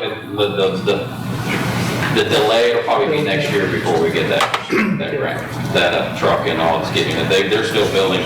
okay, I just want to make sure that, like Carson said a minute ago, was you're going to ask for, you got two skid units and one truck. I don't need another truck, I don't want another truck. I don't have a need for another truck. I didn't ask for a utility truck because those were $70,000 a piece. But you're gonna give that, okay, so now you got two skid units and you don't need this one, so you're gonna give it to this department. And so this department's gonna come say, oh, I need a truck to put this skid unit. Probably not gonna go in this county. It's probably not gonna be going. But with the new one, it's able to be taken out as this. Yes. So he's hedging his bet on the future. Yeah, and trying to save $50,000 to keep from buying a utility truck. I haven't said I'm against it, I just wanna make sure I'm Understand. really for it. I think you got it. I think you got the other two. For the foreseeable future, I don't see a need for an additional apparatus if I'm gonna everything. I see a need to replace some equipment, but not add to the fleet. So. Okay, so here, Unless you park it at your house. here is what I think. That means I have to respond. We don't have a motion, so we're not really, She's right here. but anyway, here's what I think. I know Sydney's does that out there. General Truck can build a bed for a truck out of Houston. There's some other manufacturers. I have to go back and look at some of my notes associated with that, but there are some other options out there. So this is what I think should happen, my opinion. That you get some additional quotes for this, but in principle, I I agree with the process and with what's going on. I agree with it. So, do we need to approve him going out and getting more quotes? Do we need to, what do we want to do? We should allow Malika to work with him to get another bid or two. If it comes back to this person doing the work, that's fine decision. But And is this removable? Okay. So I plan on using the 45,000, which for the other skid unit to outfit. You get what I'm saying? So that the county doesn't have to pay, it'll cost the county $2,700. And I can make the other skid, it's 200-gallon skid unit. So 200-gallon skid unit is like 20 grand, okay? We'll have the rest of that money for additional equipment that can go on that skid unit and to customize this tray and that skid unit to make them interchangeable, so you can slide one out and slide one back in. So. But wouldn't it be better to have the tray removable in the first place? That's what he's saying. That's what he's saying. The frame stays, the tray comes out, the skid unit once goes on the tray. But this skid unit, this guy right here doesn't easily slide out. No, the tray slides out, but the framework does not. And does the skid unit go into the framework? That's what he's talking about. You design the skid unit. Okay. Take one drawer out of your cabinet and put another drawer in the cabinet. Just different color. All right. so I make a motion that Pumpkin comes back with 2 other bids, keeps this one, and we'll make a decision next month. Yeah, we don't need a motion. How about that? We're good with that, we'll table it? We just table All right, no motion. it till next month. But in concept, You're gonna be scared at the next quote, don't be mad at me. No, hey, I knew GSA. no, we want to see the quotes, but don't. Good to know. These guys, they are, that's why we use them for the skid unit. Don't go looking for the most expensive I stuff. won't, I'm gonna call Sid and Martin, and you guys are gonna get a And quote. Micah, you could help with that. Sure. Yeah, well, like I said, I'll help you. Thanks. That's, Denise, anything else? Oh, I hope not. So the skid units that we ordered, Mr. Matthews, Chief Matthews was taking care of that. So we weren't really involved in it, we were just, he was just passing. How are they gonna, is he gonna finish that, or is that being passed on to someone else, so we know? So what's he gonna happen? gave me a folder that had the wildfire quote and the email thread that, where it was ordered. Okay. So is it gonna, or is it gonna go to Chief? Yeah, we're still getting the correspondence. Okay, that's just so we know where we're at. In that handoff that I mentioned earlier, there were some files on the desktop, and we recovered those, and were able to save them. It was a lot of data to sort through, but together I think we'll identify, the departments affected, and then we'll help y'all But navigate. as long as we know, like, what's going on, because now it's kind of like up in limbo, like, Yeah, what's gonna happen when, because I know they're building. yeah, they are. So we just wanna know how that's gonna We'll happen. reach out to Wildfire to get an update this week. Okay. Because I think on the, I'm sorry, one aspect, these skid units are heavy on some of these trucks and stuff, and some of them get them, I'm not comfortable installing a skid unit that's gotta be hooked up to fuel and everything else, because ours runs like that off the tank of the truck, not a separate gas tank, so I don't know all the details, but that may be something that we have to look into and getting them installed, because Yeah. these things are heavy, and I haven't got a forklift or anything to be able to do it, so. Right.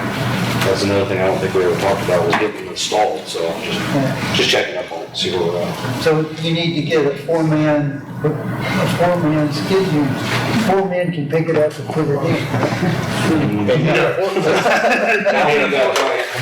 wouldn't try to go, that's what we need is a forklift, I'll come back next month. 3 bids. 3 quotes, no problem.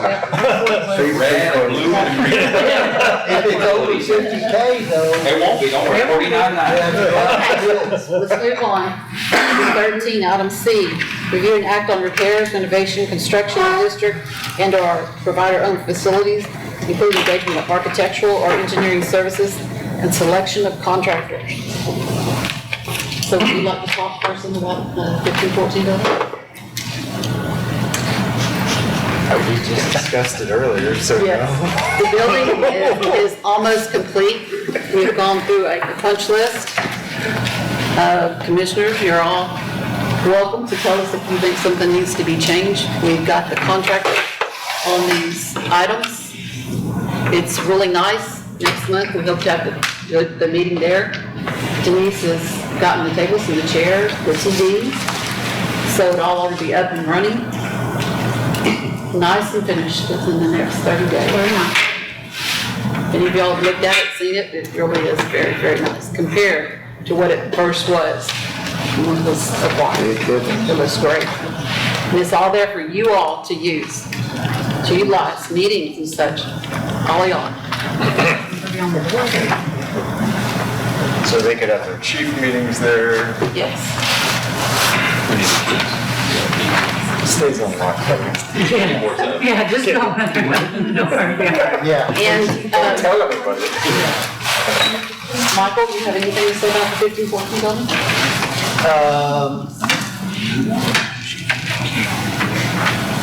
I'll reserve it for now. No. For now, no. Well, we're working on that. That's one of our large bills to pay. I'm anxious to get into it. Yes. We're working on it. But also, I don't like the way you guys said you want to do it, with the short line. we can discuss how the way the building's set up, the meeting room. That's fine. The building. The fire extinguishers were installed today. Yes, and the insurance representative seen the building. Evidently, they're very happy with it, according to Denise. So the insurance will probably go up a little bit, but that's the cost of doing it. You just added a little bit of contents, but not much, because the square footage didn't change, just the. And for clarification, for signage on the doors, we don't have to do it. We aren't required for insurance and we aren't required for the county, but that's something that we can do separately. Yes. What signage we talking about, exits? Well, no, there are exits. Like exit signage, but like meeting room and storage closet, bathrooms. Yeah, well, the bathrooms have to say. Men and women. Yeah, but we don't have to have sign on the door. And Christian has already bought those, right? I think he was working toward I that. think he said he was gonna get that. I put it on my list, but, because he didn't tell me that, but if he did, then that's good. But smoke detectors. So, Yep. I need to order those. I think that's about our last thing on the list is smoke detectors. The washer and dryer, we all talked about it at the last meeting. We'll probably be putting the other building facilitated over there. But, on the tails of this 1514 building being finished, I'd like to make a motion that we move forward and start working with Shepherd's new fire station. The land we've acquired in the past years, it's there. I'd like to start that project. We do have funding. I think it's about 170 or so still in the budget that we can utilize this year to get the engineer services, the architect, and we can budget more than next year.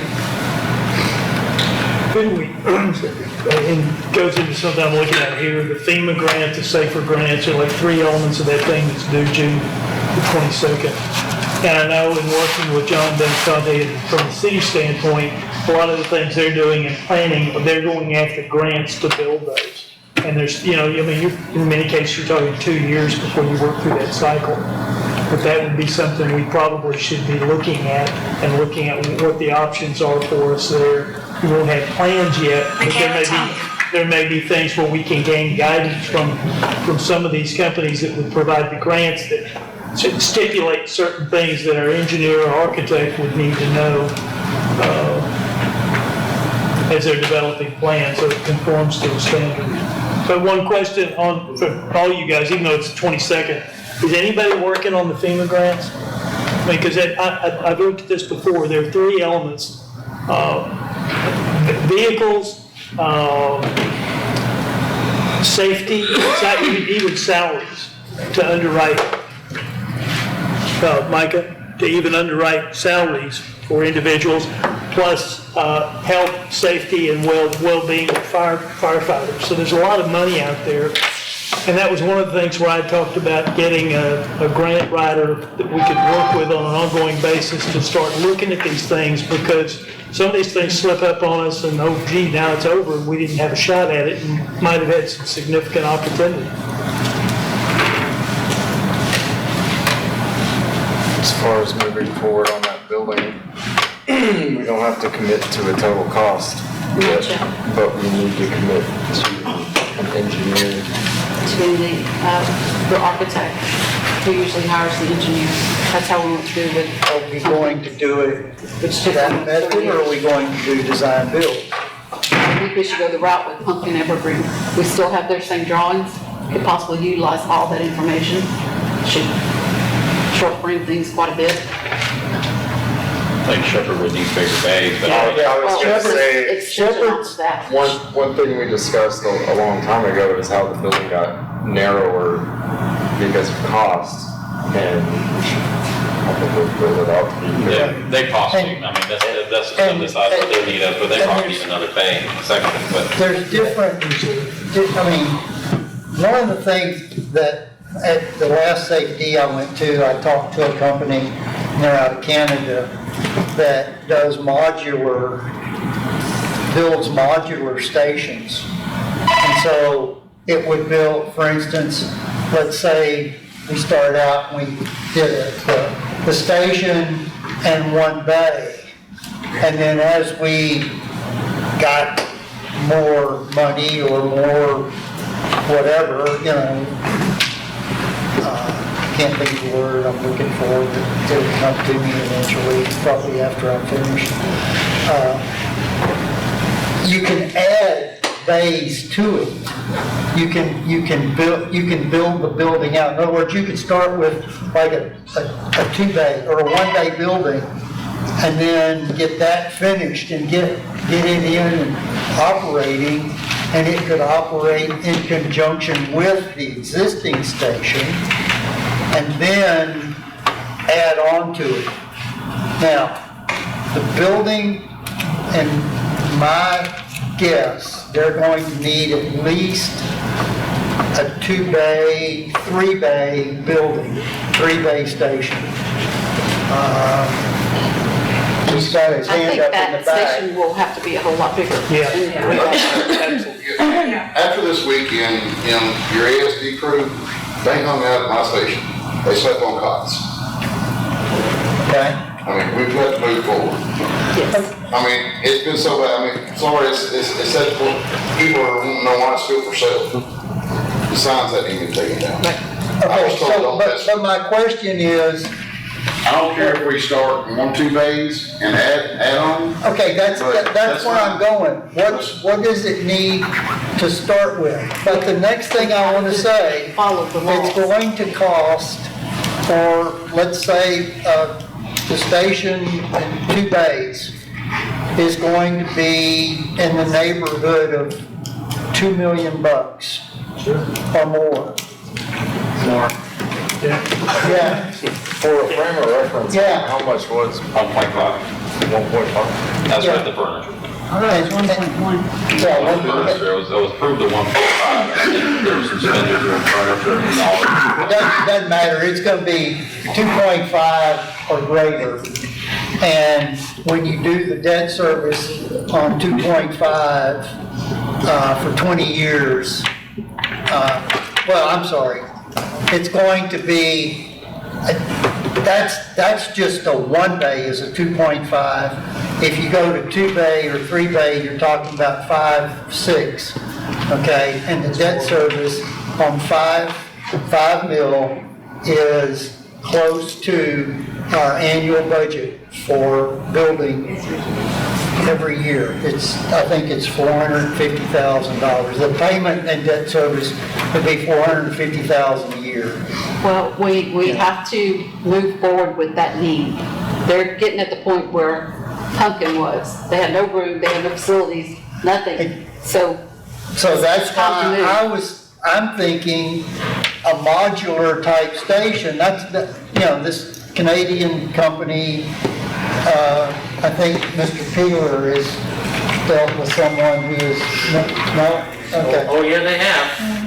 I think once we get the architect on board, maybe let him deal with the different options we have, bring to the board. Okay, And you throw your options at him, the board. And Okay, he'll bring but- that beautiful package back to us. What would be best? But I'm, you know, we can't afford a $6 million station, $5 million station. I don't, that's not our intention. Michael, that's one of the reasons I brought up the idea of looking at grant options, because those are being done all across the state. Right. But we can't afford it.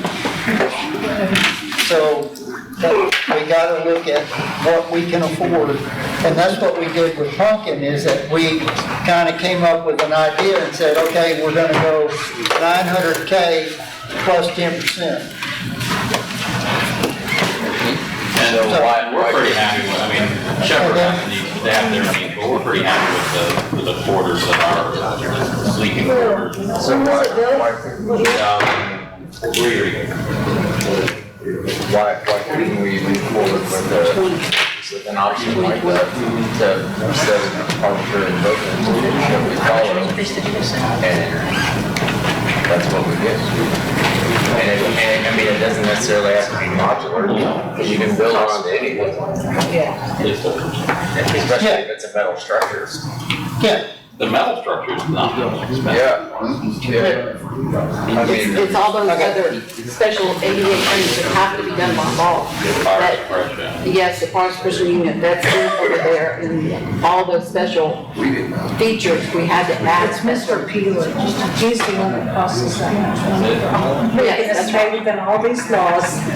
You guys are all perfectly free to go to prison. Yes. Totally fine. I'll write your letters in prison, Denise. And you can tell the judge, we saved money. That's great. Well, you come visit. That's not on the books as defense, but I will write you But letters in there's prison. also things that we need to look at. That land is more or less cleared out there. Shepherd's is a forest. So getting that land motivated. Ours is cleared already. DSD paid. Is it? Just, I'm still seeing trees, Yeah, but, there's a few trees here and there, but most of it's clear. yep. But tying that architect in with the fire department is very important as well. So I guess what we need to do then is say, we're going to build Shepherd Station. Yes. And we're going to use the traditional method, which is how we did Pumpkin Evergreen. And then start with an initial budget.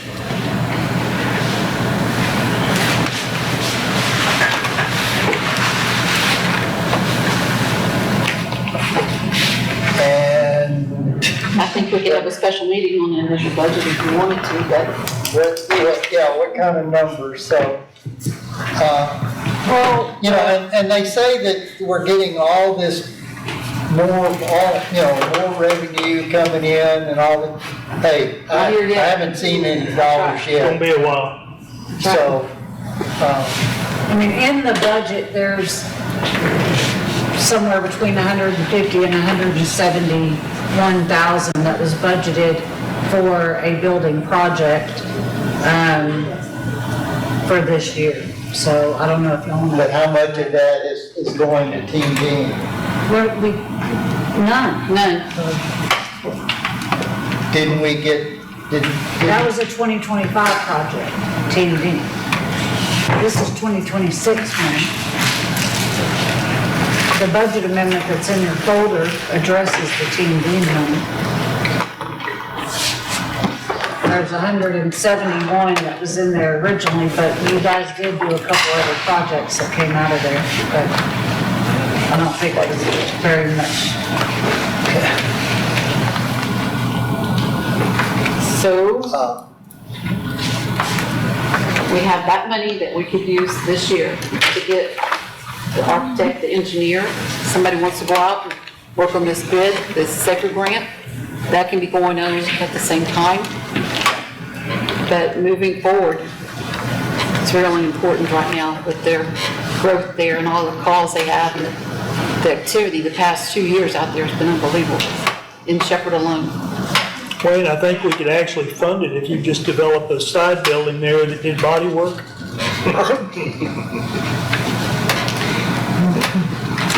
It's right down the road, it's a junkyard. Wherever you hire, just make sure that they have fire extinguishers. That's true. We don't want the Figure same. that out. Good insurance. Good insurance and fire extinguishers go a long way. Okay, Mr. just Fuller saying. helped us with that. He looked through the contract. So, yes, Yeah, that was well done. I would just caution that other districts have been looking at trying to do facilities that are fire with a commercial element involved. There's issues with meeting your loans and taxation on that, so if you really think that's even remotely a possibility, you're gonna wanna look into that on the front end. On what? That was a joke. That was that was a joke. Two other districts we work with, it's not a joke, so that's why I'm saying. Really? We're gonna body shop. We might need For one. fire repairs, but not. Where y'all driving? That would take a ton, you know, if we did all the repairs in the house. That was the. Repair others' equipment. So, I'd like to make a motion that the first step in moving forward, that we go and we find ourselves a architect to help us run the show. I think Okay, that's one so thing. we do what is that called? Is an RFQ?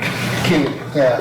Yeah, that's what we did. We went through and interviewed these architects. Okay, so Went on. also an RFQ for an architect. I'll second that. First and second, any more discussion? We have 150. Any more discussion? Who's gonna work on the RFQ? Building committee? Let's do it. Okay. Building committee will work on the RFQ along with the attorney with his goodwill. All in Well, I'm not favor? doing it just for good. We helped a couple districts do them. Actually, you guys know I'm paying attention. We've helped districts do a couple RFQs for architects recently. That's no problem at all. We can crank that out quickly. All in favor? Sorry, I apologize for being smart aleck. Thank you. Thank y'all. Request for funds and bill payments. No. Oh, no, we gotta go through all this other stuff first. Can we take a That's. Yeah, let's take a break. 5-minute break?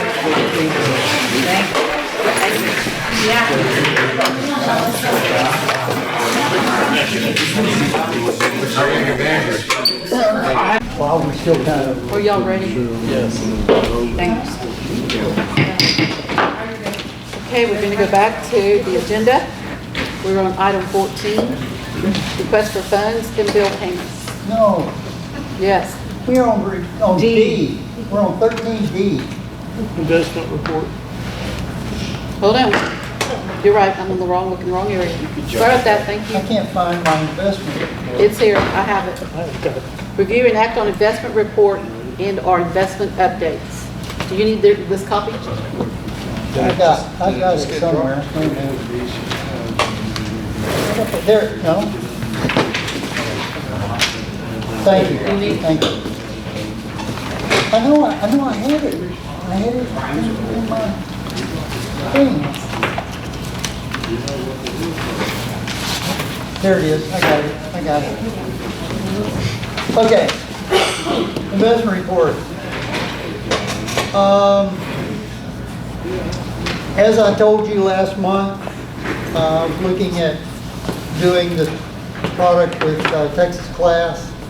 So you'll see another line down at the bottom. It's called TC Term Series 2. And it's 843T001 is the account. I opened it it settled on 5/27 for 200K, got 3.9%, and it will pay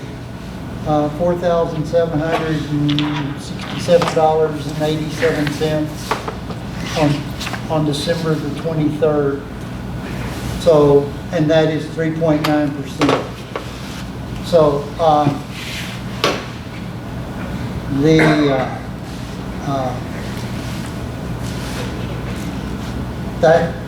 that came out of account 0003, which was the non-committed fund.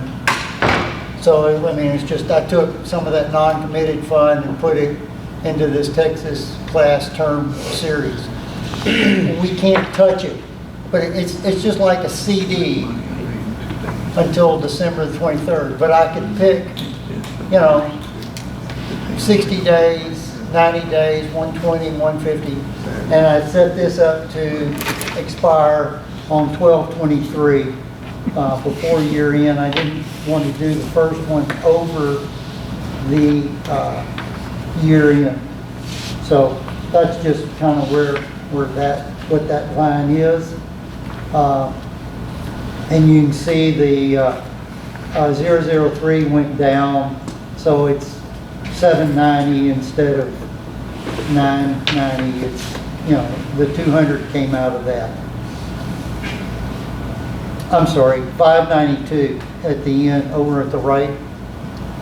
I've got the 3, 1.8, 1.1, and then 592 for a total of 3.5. And then you add 200,000 to that. So that's what we've got invested in Texas class as of month end, is 3.7. Otherwise, there's not any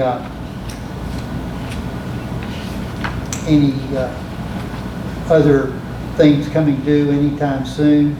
In July, I'll have a CD coming up, but that's about it. July and August, but that's why I kind of got them laddered the way I did, so that they come due at different times. So this term is a mixed combination of funding. It's not our sales tax or anything like that. No, it came out of non-committed funds. Is no sales tax money in it, period. Okay. Sales tax, right now we only have 2 accounts that are sales tax money. Mm-hmm. And that's the very top CD and then the middle Texas class account, which is 02.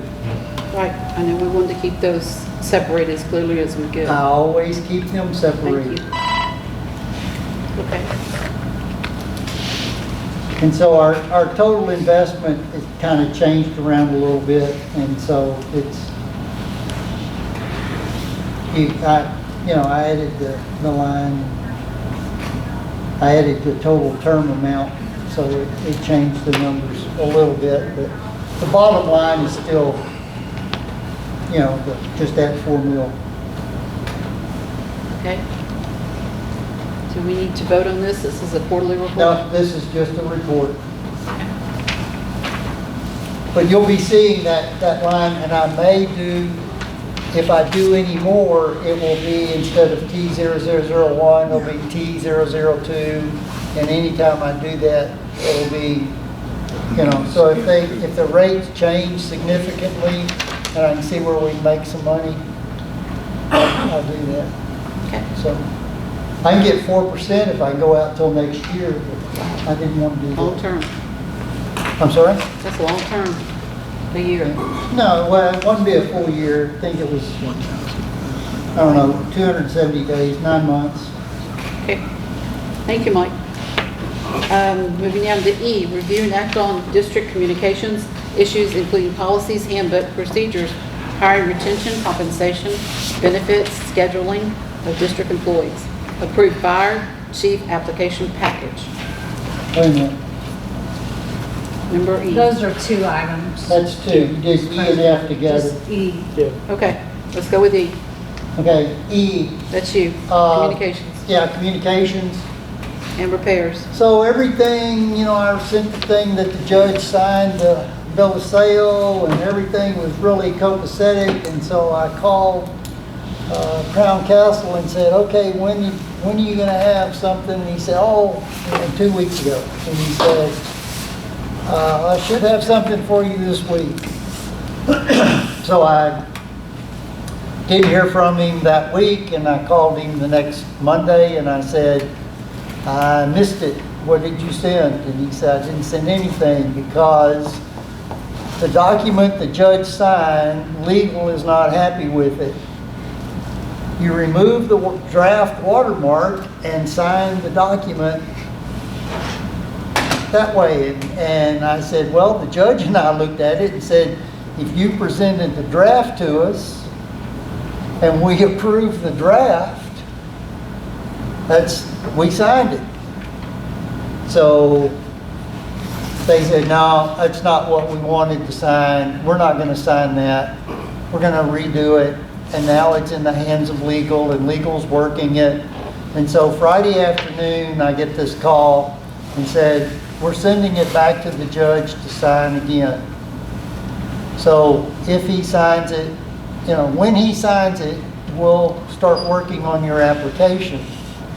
And I've gone round and round with these folks, and I said, I basically told him, why can't you have it worked on and ready so that when we get the signature, which we will, bang, we can just execute. He said, no, we can't do it that way. So Crown Castle sent me 2 reviews, or 2 surveys this past week. 11 stars.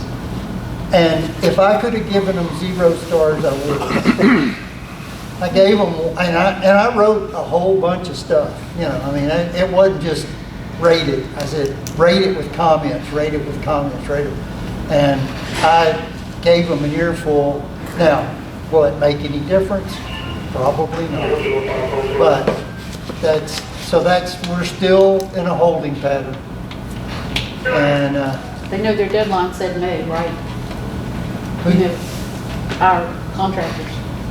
Well, yeah, and I'm talking to the contractors too. They're staged and ready. They've got all the equipment. What they want to do is put it all together and test it locally. And they want us representatives, and it'd probably be me. I'll take the chief, Chief and I, and Chief Jolly wants to go. We'll go over and let them do the dog and pony show with the equipment and look at it over in San Antonio. So we'll work it on a day like that. And I'll get to ride to San Antonio in a police car. How about that? Cool, huh? I don't know about that. So anyway, that's communication. Okay, on to F. Review and act on employment, personnel issues, including policies, handbooks, procedures, hiring, retention, compensation, benefit, and scheduling of district employees. Approved fire chief application package.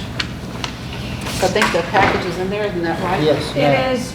One thing I wanted to mention is that Chief Dubose and I went to the Fire Chief Association meeting, and I gave them, and it's included in your packet, an anonymous survey form to fill out, just so that we can kind of know where the department's heads are about the duty crew and their benefit to their department, to the community, to the district.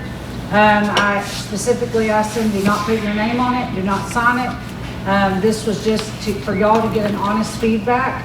And I just kind of put a summary on the front, and I'd like to read it if it's okay, because the departments are curious on how it turned out. Yeah. Does the duty crew benefit you? We have 8 yes, 1 no. Where should they be housed? Pumpkin Evergreen or Coldspring? We have 9 out of 9 say Coldspring. Should they be 24 hours, 7 days a week? We had 6 say yes. Daytime only or some lesser version. We had 2, and no benefit, we had 1. Some of the comments, the volunteers need to be included in the crew if possible. Duty crew do training with the volunteers. Duty crew members can volunteer at their home department if that's not breaking the rule, which we don't think it is anymore. Training and help at the station. Make sure the ESD truck is operational and moves around, and do not disregard the home department. The duty crew don't disregard the home. These were some of the feedbacks that we got. I included that for y'all. There's no action. I just wanted y'all to be able to see kind of what the department said, and this has been passed on to Chief Dubose as well. Okay, I'd like to,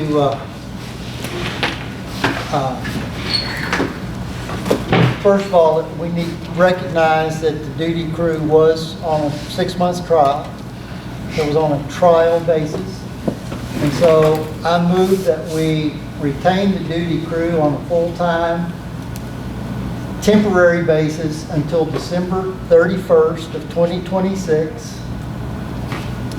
During budget negotiation, the ESD board will decide whether they'll be funded past that date.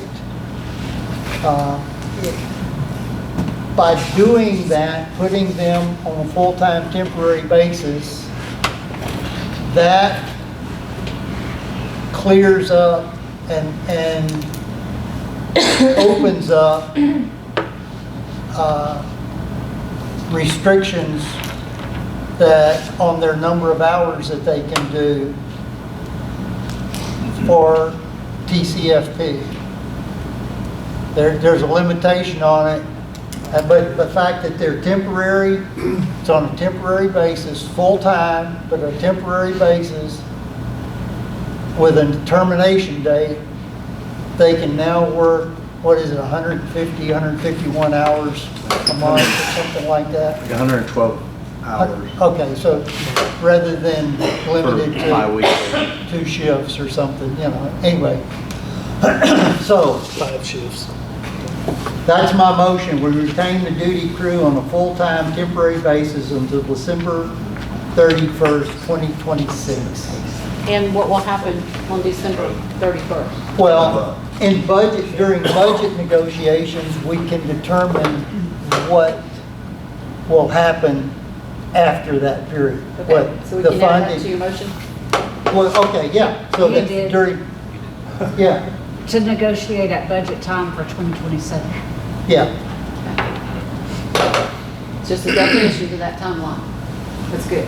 Yeah, I second that motion. all right. Any discussion? Call for question. Michael's- Any discussion? All good? All in favor? 4-0. Okay, I have another 4-0. motion. Another motion, okay. Yeah. I move that we authorize the manager, Denise, to spend up to $2,000 outfitting a sleeping quarters for the duty crew at 101 FM 1514 in the ESD building. Is that written or is that Repeat just? that again, please. I move that we authorize Denise to spend up to $2,000 to outfit a sleeping quarters for the duty crew in the ESD building. I don't think that's anywhere near what would be needed to do that. Up to $2,000. I mean, she may need to buy petitions and stuff like that, but anyway, Denise, you have an idea of what you're gonna do there, right? I discussed with Chief Dubose about the beds, and they need to be rated for 350 to 600 pounds.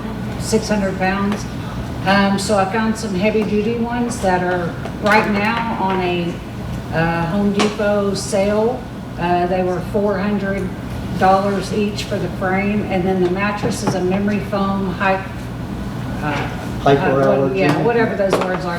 That is what he talked about was standard for a firehouse. They were $100 and something. So altogether it was, you know, $700. We need 3 of them. 4, yeah, that'd be 21. So maybe it was less than that. Maybe it's $392 plus the mattress. I don't know. Commissioner Smith had asked me how much I thought, and I said about $2 grand. But I don't. Do you remember what those were? How much they were? Was it $392 or $492? I can't remember. Okay, so let's bump it to, 7? yeah, let's make it 2,700 for 4 beds. Yeah. 4 times 20. And to get, you know, I mean, all the ancillary needs Yeah, it's only to outfit 3. that. Lisa. 4. We're gonna authorize We bumped it up four one. bids. Oh, one more. Just in case. 4 beds? Yes. 4 bids. Okay, well, then we need more than that. Yeah, 2,700. No. No, we need more than 2,700 if it's 4 beds. I think they were, The reason I said 2,700 because she said maybe it's 398. yeah, I don't remember if it was 390. So it's close to 600 each then, right? So that'd be With 2,400. the mattress. Mhm, with the mattress is another 100 No and something. Yeah. So, thinking like a few. So 400 and 150 is 550 Yeah. times 4. 4 is 2,200. So make it up to 2,500 Okay. to give you some squeeze, you know. If you can get those on sale. If you can't get them on sale, how much are they? Yeah, I don't know, but I can get them for that. There were several different, Okay. Up to, but is there room in there for 4 beds? Because there's only plugs for 3. There's On only one side to plugs for another. 3 because of the wall rack, of the door rack. It was 2, 1 to the side, 3, and then 1 up against the wall. okay, so let's do up to 4, and we figured that was 22, so I say 2,500. Okay. Up to 2,500 to outfit it, partition it, and do all the other stuff that needs to be done. And if you need more than that, I'll come back. Denise, it used to be What about? at Home Depot, if you're buying something close to $2,500, you can actually take that to Pro Desk and ask them to reprice it. Right, you can run it through their bid sheet, through Yeah. their bid yeah, process. and if you tell them it's for fire and EMS, Yeah. they'll probably give you a discount. If you go through the Pro Desk, they'll give you a discount. Okay. If not, call me because I get a discount. But you don't get tax exempt. Yeah, that's right. Yeah, well, I'll work it out. If y'all But just give me- my discount is greater than tax. I understand. So, So- Denise, could you use like one of our departments that has tax exemption and fire department discount? No, No, probably not. no. I No, don't you'll always know get how tax that- exempt, but they'll reprice it through the program. Yeah, all right, I may do that. I may get you to pull it up and see what you come up with.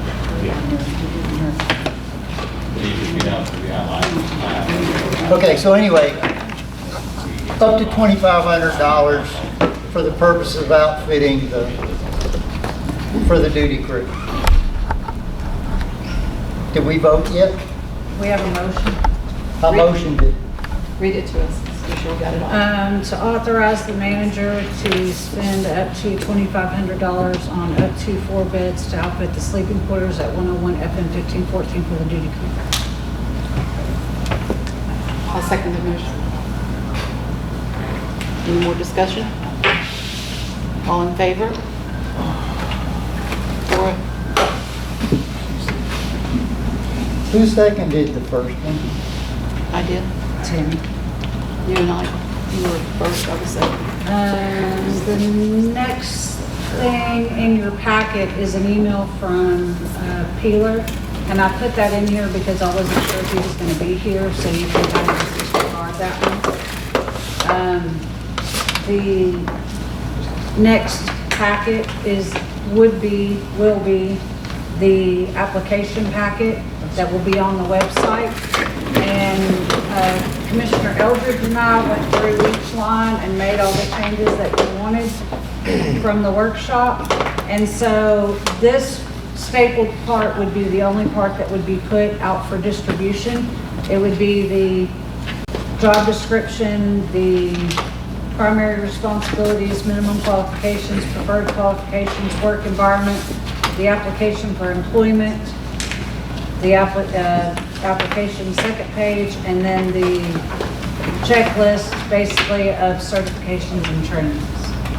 And this is very similar to the packet we put together when we did this before. And I've already submitted to the newspaper for the job, the posting of the job, and it will start running,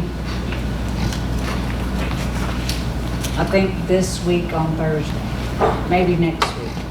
Whatever y'all told me to do is what I did, whatever weeks y'all told me. 3 weeks, correct? Right, that's what we agreed? Yeah, Yeah, I thought 3 it weeks. was 3 weeks. Yeah, I think it's 3 weeks.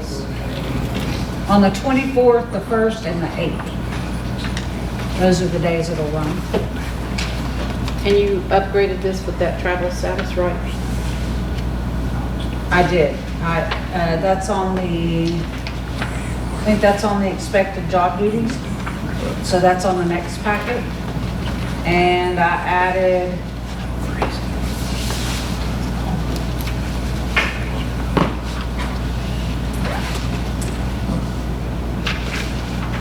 no, maybe it's on this one.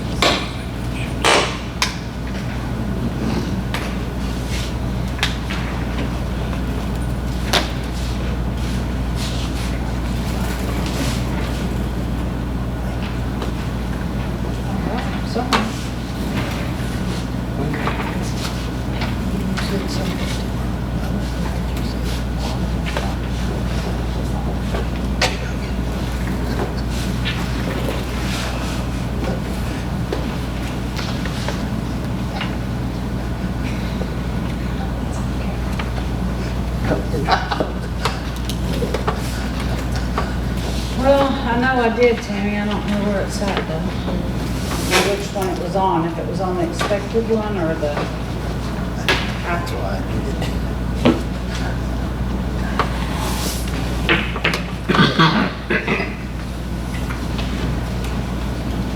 But we're What doing is it we're looking for? I'm sorry, I'm. Commissioner Russell had me add overnight travel for training possible. But I don't see, I know I added it, but it may not have, this may be the packet that I did before she asked that. But it wouldn't be in the packet for the applicant. It would be in the expected job duty. Bless you. Or administrative. And they didn't ask me to, and we didn't last time. So, y'all want a salary range on here? No. Before people call? So somewhere on this expected job duties, I need to add overnight travel may be required. And I thought that I did under.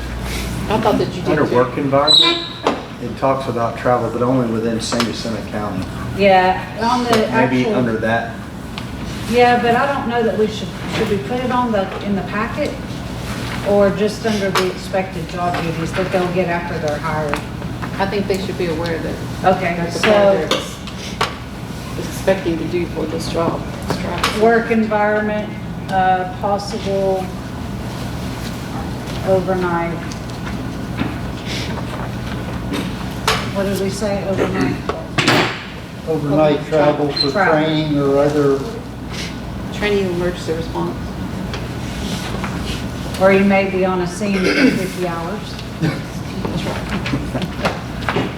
Okay, I'll add that because that was supposed to be added before, but I'll add that. Okay. But other than that, is everything good for me to put on the website? I'm good with it. Is that a motion? I'll move that we accept the packets, or these 2 packets that are in our folder And the as expected, amended. and the expected job duties? Yeah, the job description and expected job duties. Okay. As they will be amended. Okay. Second, all in favor? Who seconded? Roger. Cora, Denise. Okay, now Carson. Thank you. All right, I would like to make a motion to give Denise a $2,000 bonus for citing her transition of the interim chief, overseeing some of the new building, and the completion of the audit. I'm gonna ask you to hold on that till after closed session, please. Okay. Okay, we'll hold on that motion. Sorry, public. Okay. Do we have anything else? Thank you for that.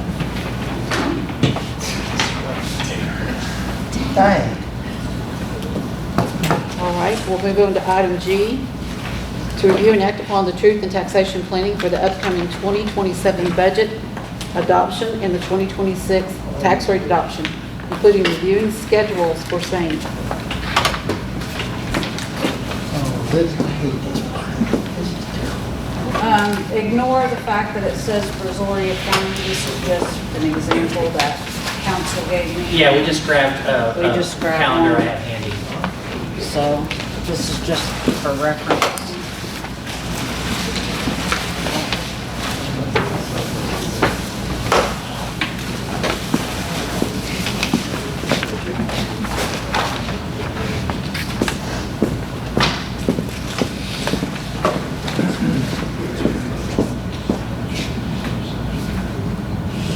the names have been changed. The names have been. Well, not yet. Protect the innocent. Not yet, but yeah. So, Commissioners, mainly we go over this calendar every year just to remind everyone that there will need to be, you'll probably need to plan on a special meeting the first full week of August, and we'll pull up the calendar real quick. Off the top of my head, I think your appraisal district and tax office have been pretty much on Excellent, yeah. time for getting the Yeah. certifications done by the statutory July 25th target, and then the calculations out by roughly the 1st. Now this year, August 1st is Saturday, so I wouldn't recommend that you schedule a meeting for that day. But my recommendation would be you should strongly consider doing a special meeting the first week of August. So that Monday is August 3rd. At that meeting, you would have a limited agenda to propose your 2027 budget and your 2027 tax rate. And then, depending on what the rate, proposal comes out, the timing of the newspaper and such, we should then be able to take the final action at your meeting, your normal meeting on the 17th. Help me remember the newspaper. So the newspaper is going to be Thursdays. It's a Thursday paper. And we have to have it in by Monday. Monday of the same week. Like, so if you met during the day on Monday the 3rd, they could have it in the paper by the 6th or the No, next the week? 13th. 13th. Okay, hold on then, that, dang it. Because the newspaper, you gotta have, We have that too, right? Let me see if that's right. 5, I thought it was Wednesday, the newspaper one. Well, it actually publishes on Wednesday. I mean, it's a Thursday published paper, but everybody gets it on Wednesday. yeah, but hold on, I apologize. I'm looking at this sample calendar we got from Brazoria County. I thought the 7 days had been changed to 5. Hold on, sorry about that, guys. I don't see. Let me pull up the one I got from Montgomery County. Hold on.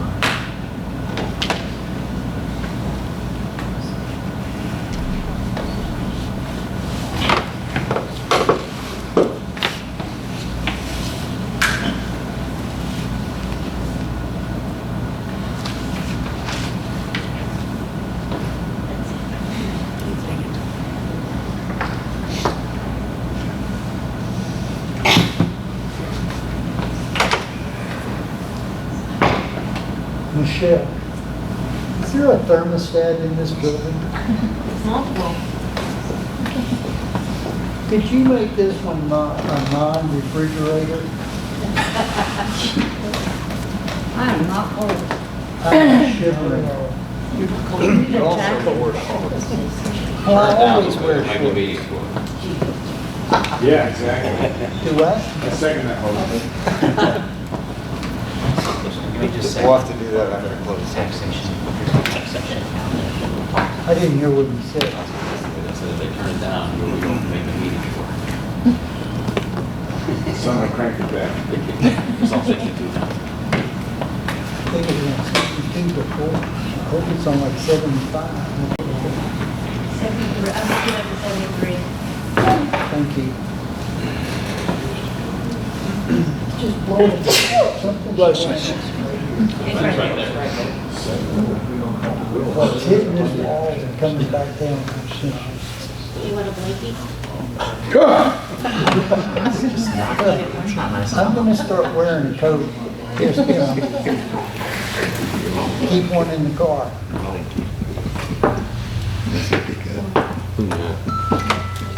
Yeah, 5 days after the publication. I apologize. This one from Brazoria County still says 7 days after the newspaper notice. That's for the website. Newspaper is 5 days. So if you proposed your rate, you're saying you have to get it to the paper? This says typically due early in the week, Monday, to be considered for the Thursday edition. If it's a classified or legal. No, but it's not. It's a quarter page ad. Yeah, you're right.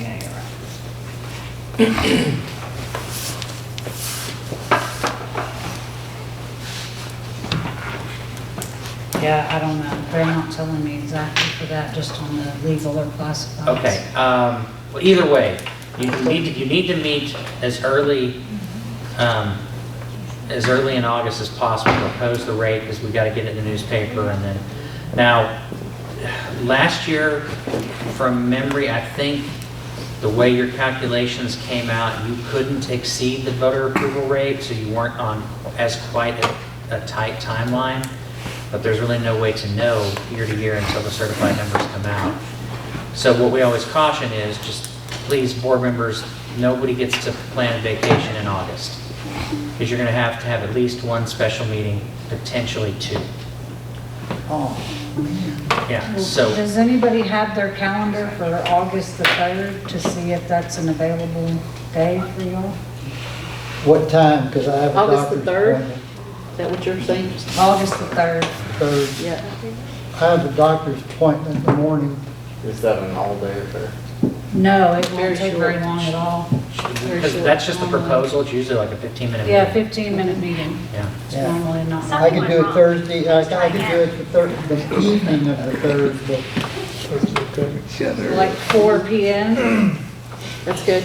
That good with you? 4? Can we do after 4? Okay. At what time? 5? well, what about you? Don't you work until 5? No, sir, I retired in May. You retired? Yes, I did. Congratulations.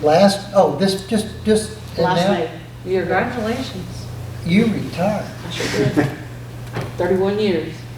Texas A&M Forest Service, long time. Lots of good memories. You just, okay, last month you retired? Last May. 5 A year ago. p.m. A year ago you Yes, retired? sir. 13 months ago. But I'm still active with our national type 3 team. Oh, because when you said, because I know you did a deployment, Yes. and so, Carson, 5 p.m. 5 p.m. Does that work? Okay, so. 5 on the 3rd? Yeah, so that, on the calendar, the third blank there, where it says meeting government body to discuss tax rate, we'll call that 8-3 at 5. 8-3, Okay. 1700. That will be in our new building. And so then we think the notice would go in the paper, what day is the week is the paper? Wednesday or Thursday? So it's a Wednesday, it's a Thursday publication, but everybody gets it on Wednesday, so. Oh, that's right, we talked about that last year. It's actually Yeah. distributed on Wednesday, but the Right. date will be Thursday. Right, so I would doubt if we're having it at 5 o'clock, it probably won't run until the 13th. Uh-huh. Then, I hate to have you hold a bunch of special meetings, commissioners. When we get the tax calculations, we'll know for sure if it's even potentially possible for you to exceed your VAR. For now, you should plan on, though, with the newspaper official publication day being the 13th, Thursday, you probably can't take the final action at your meeting on the 17th, so you'd need to meet. So what we did last year, I just remembered, I went and took a picture Oh, on a I know, that was, Wednesday. we're gonna not repeat that. Oh, okay. Yeah. So we'd want to plan on having a special meeting either later in the week of the 17th or the week of the 24th. But again, we'll know for sure when you propose on the 3rd, because we'll have all the data, we'll have the full worksheet and stuff by then. So we'll have more data. So for now, we just need the August 3rd, and then Yep. I'll call and ask them if I can get it to them on the evening of the 3rd, and if they can get it in that publication. Maybe If they could get it in the 6th, then that'd be golden. Yeah, because, yeah, if we tell them to hold the quarter Yeah, page. yeah, just hold sometimes the that quarter works. page. Okay. Counselor? Yeah. And then where it says 3 business day notice, so in our case, that's all, it turns out to be 5 days.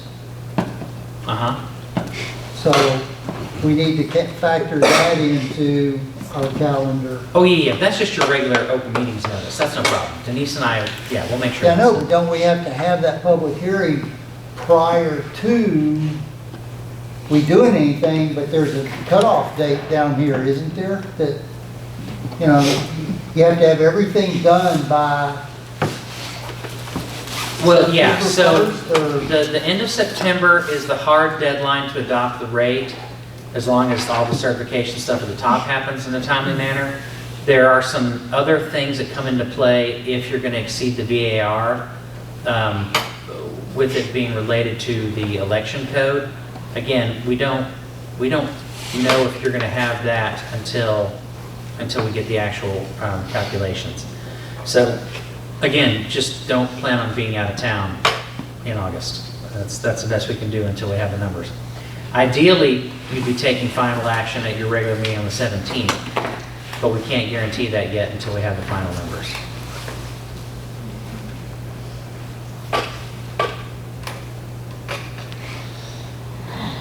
Let me see if I got anything special planned.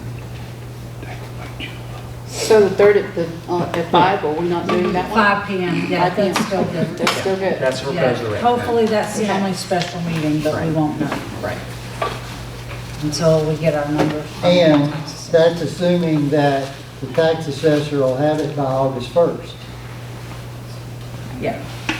The CAD Yeah. and the tax assessor usually gets it, Yeah, they've been really good about it. I apologize, guys. This one we're using as a sample today. I know that the guys in Brazoria put 2026 on this. This is an old calendar. It's still got the public hearing being separate from the adoption. I apologize. I should have sent Denise one from Montgomery County. It's the new form. Sorry about that. Yeah, what's this second page that you gave us? So that's just gathering up all the data that the tax office needs for doing your calculations.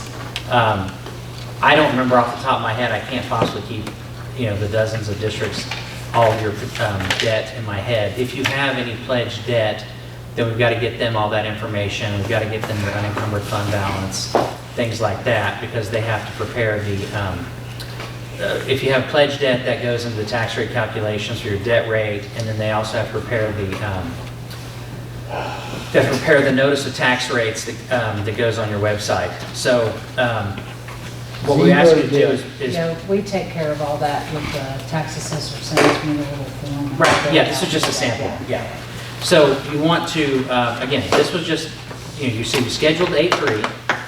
You're staying flexible for the rest of August, and then you want to authorize Denise, and again, this was just a sample form. You want to authorize Denise to coordinate with the tax office on all the data that's required for the truth in taxation process. I so moved. To what? Authorize you to coordinate with the tax office on all the TNT data. So Smith is making that motion. That's what I did. Yes, I What he second. just said, I moved. Did you catch all that, Denise? Maybe. What do you say? Says we authorize. I authorized Denise to coordinate with the tax office on all the calculations and Truth in taxation. truth and taxation. Yeah. And a second, any discussion? All in favor?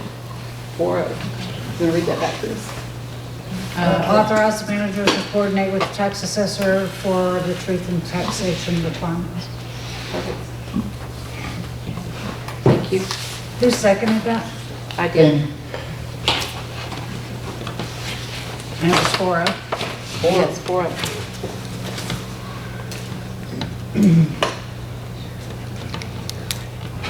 Anything else, Mr. Peeler, we need to address with that? No, ma'am, not under item 9. Okay. 9? G, I'm sorry. G. It's late, man. Come on, my eyes really It work. is late. So we'll move forward to item 14, request for funds and bill payments. Check number 10601 to 10630, along with items paid with no check required. Check number 10601 and 602, y'all approved at the special meeting on May 25th, but I included them as to not have a space in the check numbers. And 10606 is the invoices to Team Dean minus $10,000 that they are, that we are retaining for the punch list to be finished. And most of the other things are regular bills. What are we, okay, Texas Premier Communication, that's Tracy Luke? That's correct. What did we get him for? Radios, handhelds. We got 5 handhelds. From him? Yes. From Texas Premier Communication. Okay. What brand are they? You know? Kenwood? Kenwood. Yeah, Kenwood. The T, what is it, T43 somethings? Yeah, the little portable radios. Okay. Okay. The same ones we've been ordering. Okay. Check 10620, what did that include? Which stations? All the ones that he mows twice. And that is? Pumpkin, 15, 14,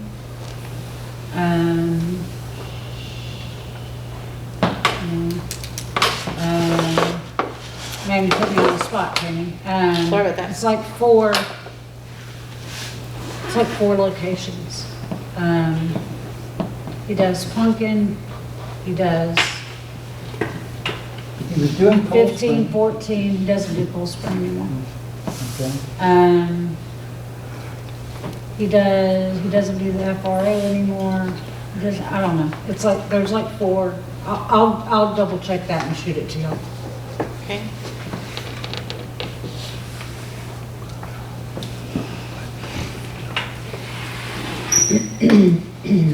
Because all he puts on the invoice says all stations, so I'll have to go back and look at all he does. Thank you. You were busy last month, Mr. Peeler.